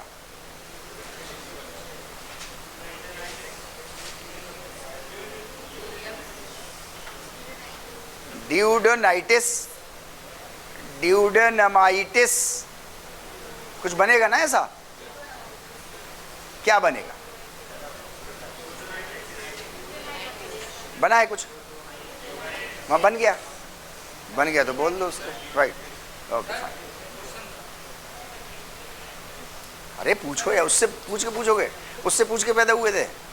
अरे सवाल है, पूछो। सर ये जो इसके सेल्स होते हैं, इम्यून सिस्टम के, किसके? इम्यून सिस्टम के किस एज में जाके खत्म हो जाते हैं सर? किसी एज में ख़त्म नहीं होते, कमज़ोर पड़ सकते हैं, कमज़ोर पड़ जाएंगे। कमज़ोर आपके बीमारी में पड़ जाएंगे, कमज़ोर तो वो आपके जब आप एक हैवी वर्कआउट करके जा रहे हो तब पड़ रहे हैं, कमज़ोर पड़ सकते हैं जी।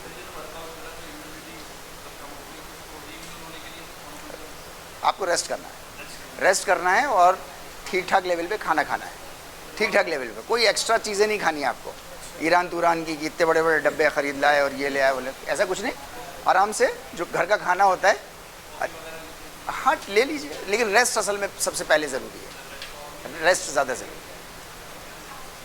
ठीक, जेज्यूनम आपका बीच का पार्ट है, जेज्यूनम आपके बीच का पार्ट है। हम लोग थोड़ा तेज़ चलेंगे यार, स्लो चल रहा है, इसको पढ़ते रहेंगे, राइट।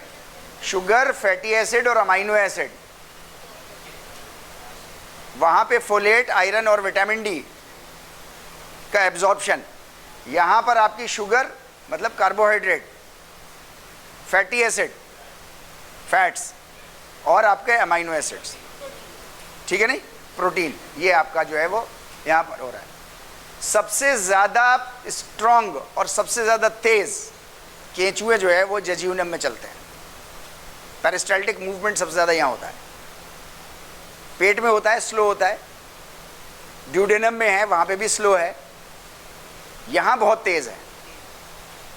सेंट्रल पोर्शन है ये आपके स्मॉल इंटेस्टाइन का, बहुत क्विक पेरिस्टाल्सिस मूवमेंट ये करता है, right. Nutrients absorb by the jejunum enter the blood stream और दूसरे ऑर्गन्स में चला जाता है। जेज्यूनम में ब्लड में चला जाता है और वहाँ चला जाता है जी। क्या चीज़?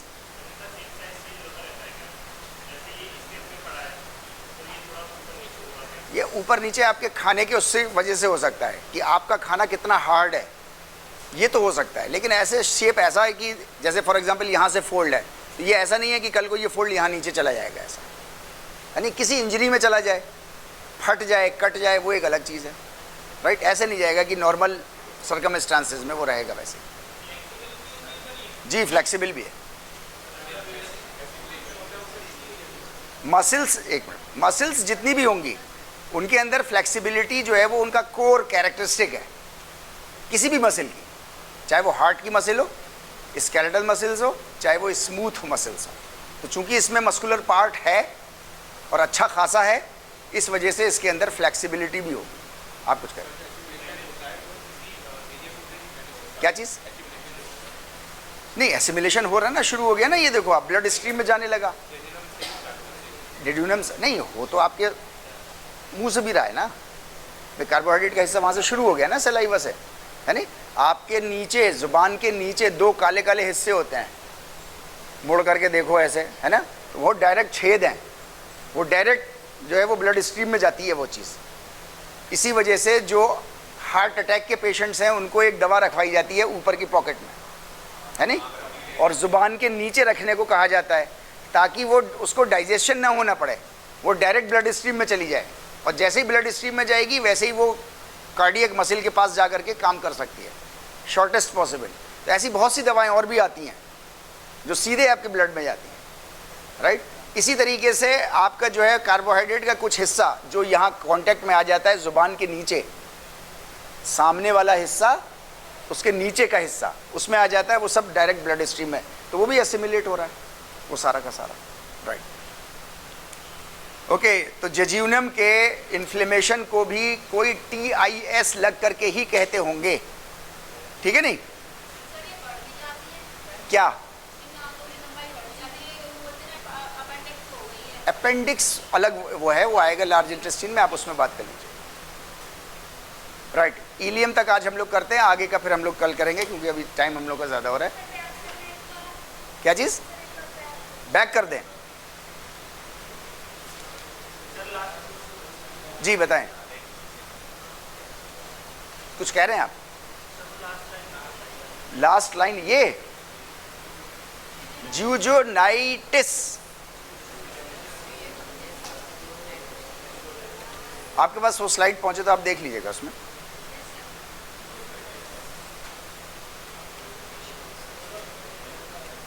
Ilium, last part of the small intestine. First part is the duodenum, right? Central portion is the jejunum. Very good, right? Ileum की वॉल जो है वो सबसे पतली होती है, सबसे मोटी उसकी जो है वो बीच का पोर्शन, ऊपर उसके ड्यूडेनम, लेकिन ये सबसे पतली है। पेरिस्टल्टिक मूवमेंट जो है वो सबसे कम यहाँ पर होते हैं, वो तो पूरे डाइजेस्टिव सिस्टम में रहेंगे पेरिस्टल्टिक मूवमेंट, लेकिन कहीं ज़्यादा होंगे कहीं कम होंगे। सबसे ज़्यादा कहाँ हो रहे हैं? जेजियूनम में, राइट।